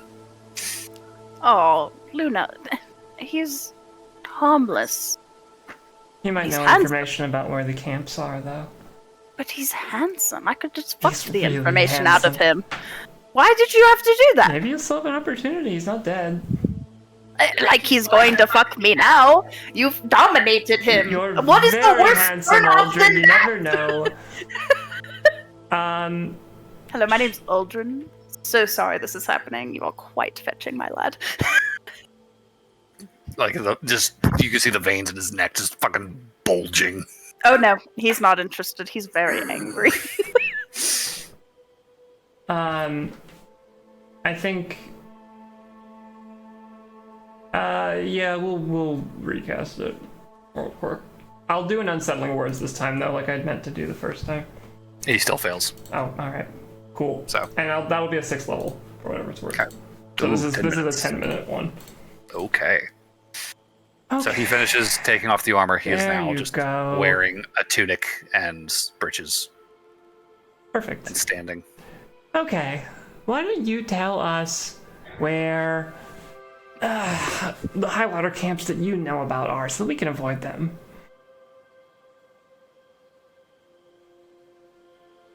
There is a camp on the eastern Actually, ridge. you know what? We have this map. Why don't you just point them out? Maybe mark them. Here's a pen. He very begrudgingly takes the pin, his hand trembling as he begins to move unwillingly and mark a variety of spots on the map for you.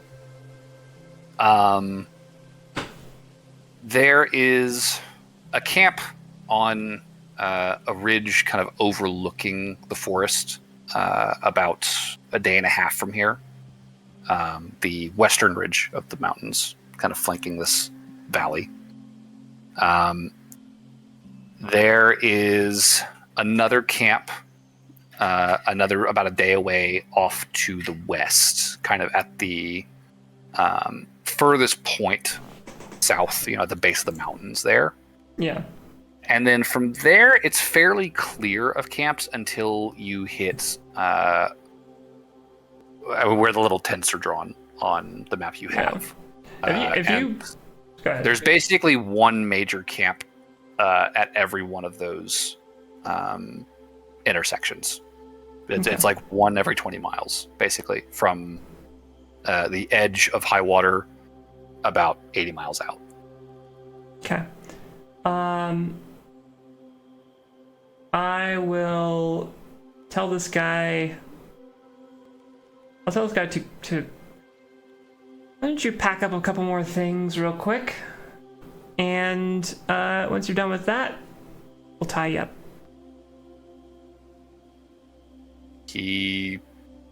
I'm just instructing him to get his bag packed so that we can move his camp as needed. Okay, so he'll start tying up his or packing up what's left of his pack that's still sitting out, Mm-hmm. and then you tie him up. Okay. And I will keep his feet untied, but just have a rope for his hands so we can kind of walk him, put him on a leash, essentially. Okay. I see you smiling, cat. Are we just going to be carrying around... not with all the comments that Aldra is making. Nope, keeping that all myself. Are we just going to carry around a prisoner of war with us? That does not seem wise. I don't know. I mean, what else should we do with him? Ask him if he knows magic or sending. You know magic? I know enough to do my job. Ask him if he knows sending. Sending? Any communication spells? I have messengers for that. What kind of messengers? People or animals? Small creatures, birds, rodents. Ooh, ask him if he's a druid. Can you transform into animals? Are you a druid? No.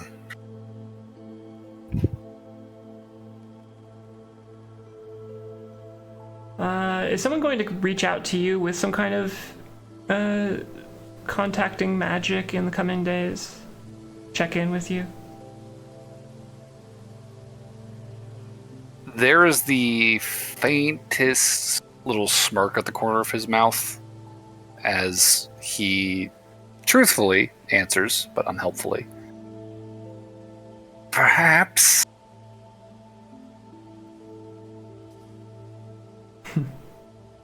He's more of a liability now.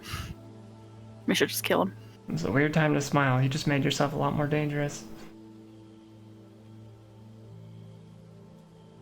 See if I could get him in just one go. I'm sure you could just knock his head right off. The eyes try to flit down towards the hammer, but they are still locked in place by. Oh, do you want to your look at it? Here you are. Yeah, he is not loving what he's seeing.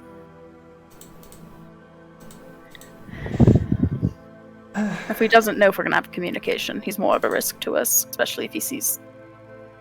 Yeah. No, I. And then if he's alive, people can communicate with him.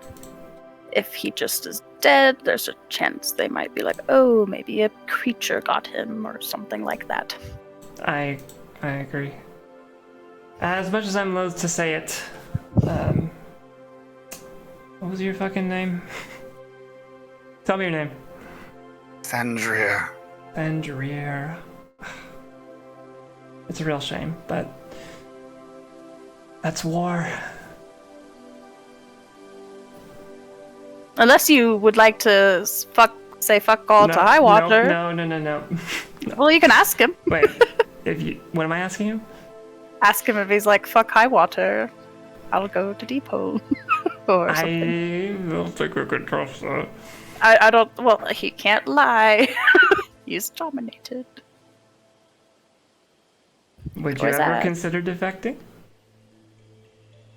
I'd love for a reason not to knock your head off.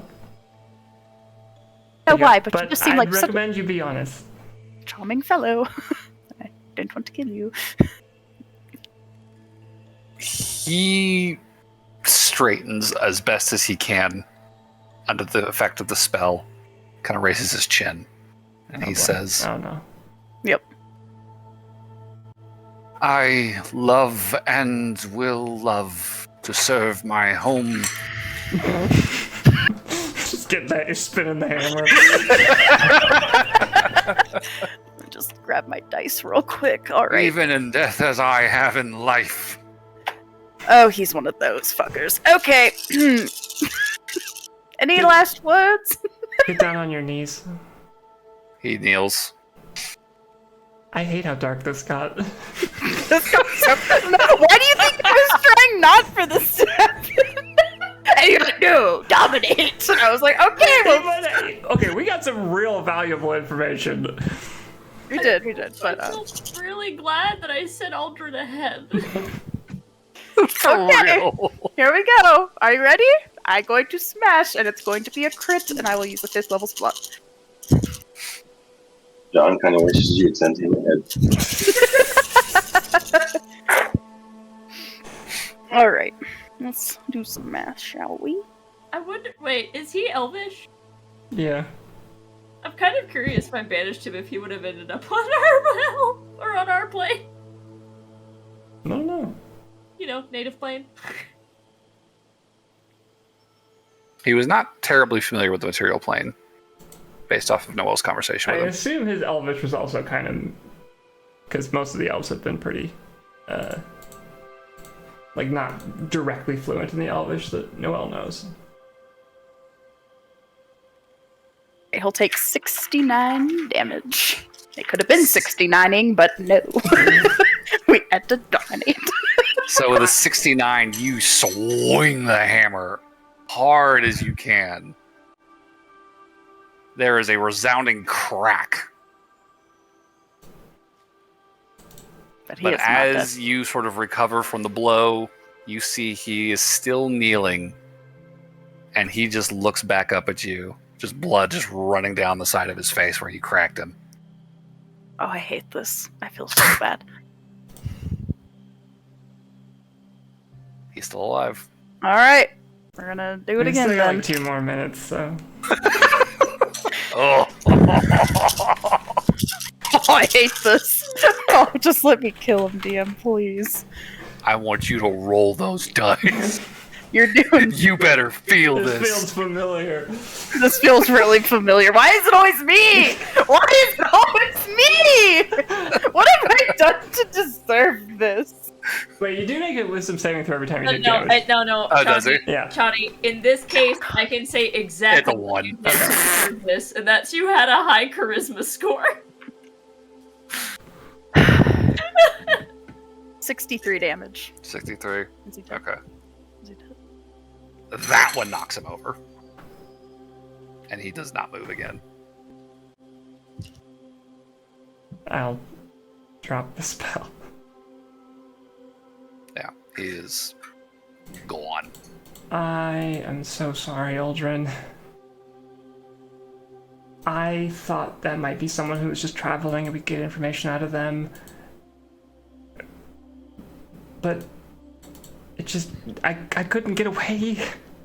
And he's so handsome. Well, he was. I don't think he's so handsome anymore. Telling you, I could have fucked him. Okay, let's play out the fucking scenario. Let me rephrase that. Where would that have ended? You said you like to watch, and then I fucked him. And then he wants you to join him and travel with him, right? Like he's, gets attached. No. You're I pretty would easy say to I get found- attached to, Aldrin. It would show him my map. No, stop rolling dice, DM. The fuck? No. I'm uncomfortable. We should probably get out of here. You would both notice as a figure steps out of the trees not too far from Jesus. the campsite. And you would see another lampad. Oh. These chthonic nymphs that you have crossed paths with several times over the course of your trip. And it just takes a few unconcerned steps over towards the body. We and didn't slopes do down. it. just You looks didn't do it. I had to do it. It looks back up at the two of you and just asks plainly, I take it the fighting is over. Yes, the fighting is over. Do as I you will not. must. I will not trouble you any further. And it kneels over the body and reaches a hand towards the chest and passes through like a ghost. And when it pulls its hand back, you see it cupping what looks like a handful of this shimmering white substance. It nods to you both. It says, perhaps in the next life he will fare a little better than he did today. He didn't really stand. Safe travels. Have a nice night. Yeah, good And night. it will turn away and begin to walk back into the forest. Let's just go. Does it look like a bear attacked this thing? It looks like It a looks hammer like- hit him. It looks like something crushed his head.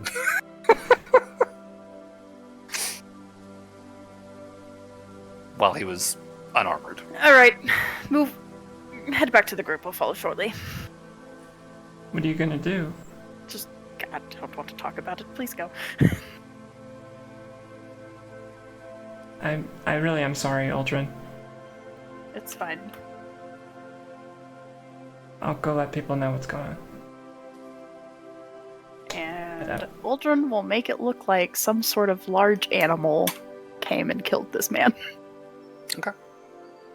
I'll say give me a survival check. Okay.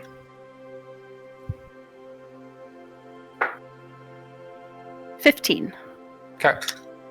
It is grisly work, but by the time you're finished, You mean grizzly bear work? Basically. pun intended, you have a convincing crime scene on hand. It's a work of art. It's Too soon. not pretty, but it definitely looks like a possible animal attack. The only real tip-off, I suppose, is the lack of any supplies in the vicinity, considering you took his stuff. I thought we just dropped it. Yeah, we just told him to pack it up. Oh, all right. Well, if it's just packed up, then never mind. Can we search his Looks- stuff? Yeah, Aldrin would search through his stuff. No, I no, guess- you should open his stuff that has the food in it. Yeah, he'll get the food and like Oh, sure, yeah. Throw the cut food around. throw the food around, cut it so it looks like claws attacked it. Sure. No, ate it. Needs to be Ate it. eaten. And he'll just Eat it, Aldrin. Eat all the food. Got a Nope. dead guy mukbang. Yeah, so in his pack, I mean, he's got what's effectively an explorer's kit on him. You know, torches, pythons, rope, you know, I mean, I think climbing we gear, all Probably that stuff. prioritize anything magical or Yeah. enchanted. There is the armor he's wearing, which it appears to be scale mail, but it is significantly lighter than you would expect it to be.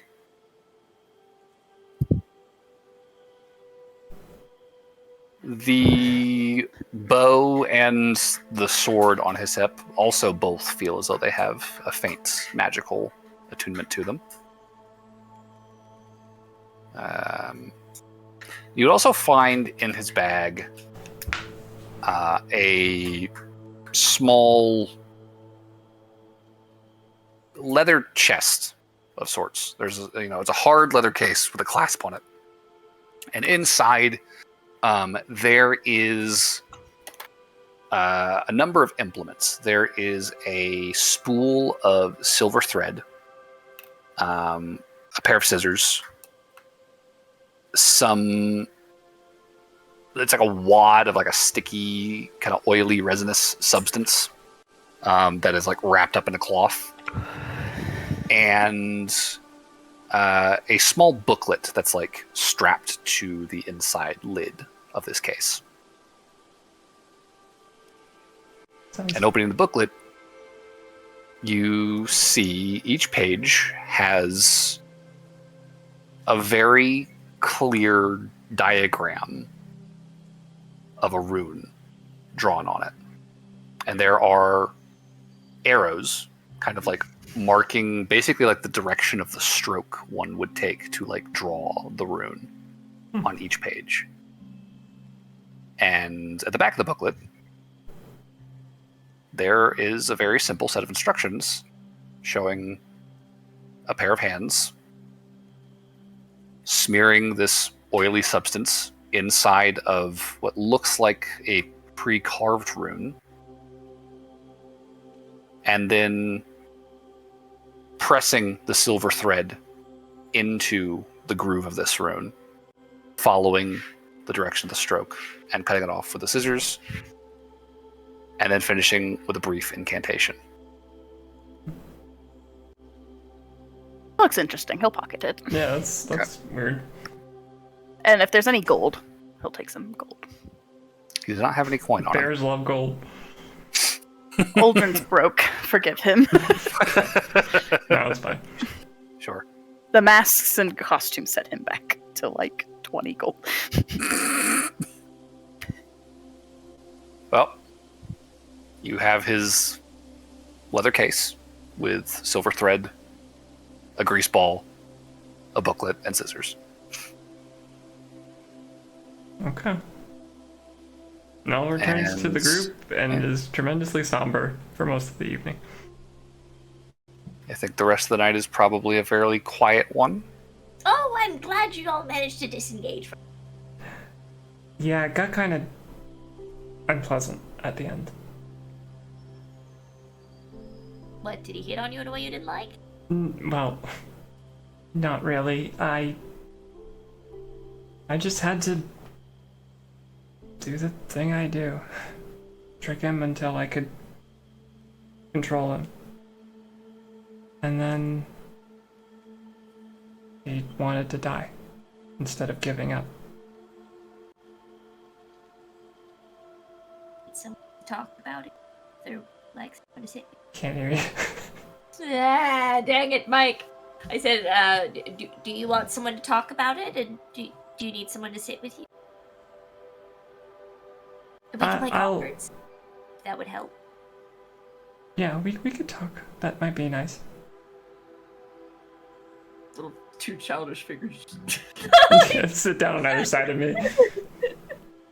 Not quite. They'll sit to one side because handcuffed. Oh, sure. Okay, we'll talk.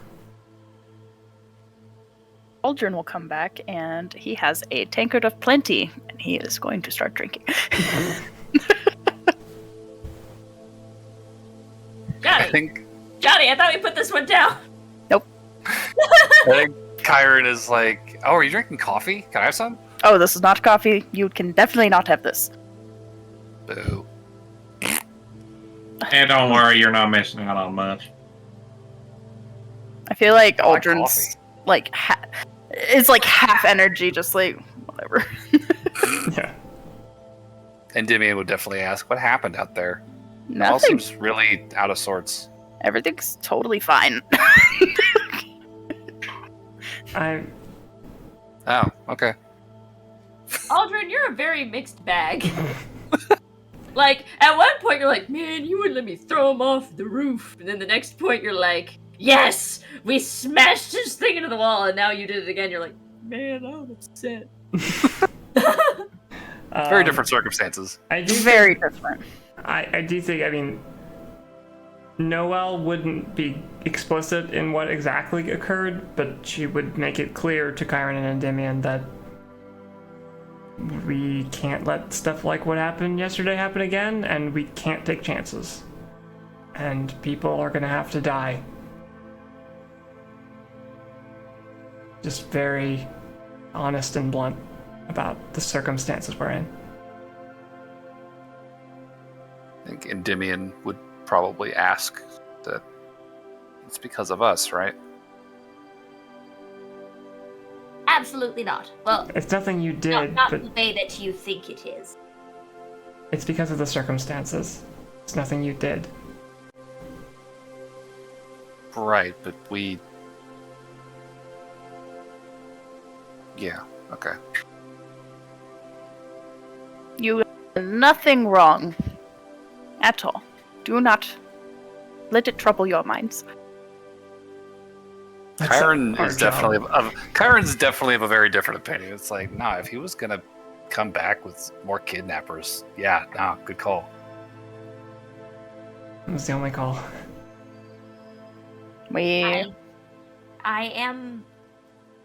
And it's Endymion that's a little, like, hard thinking about it. Yeah. I do think it's a good thing that you are putting weight on a life. That's a good trait to have.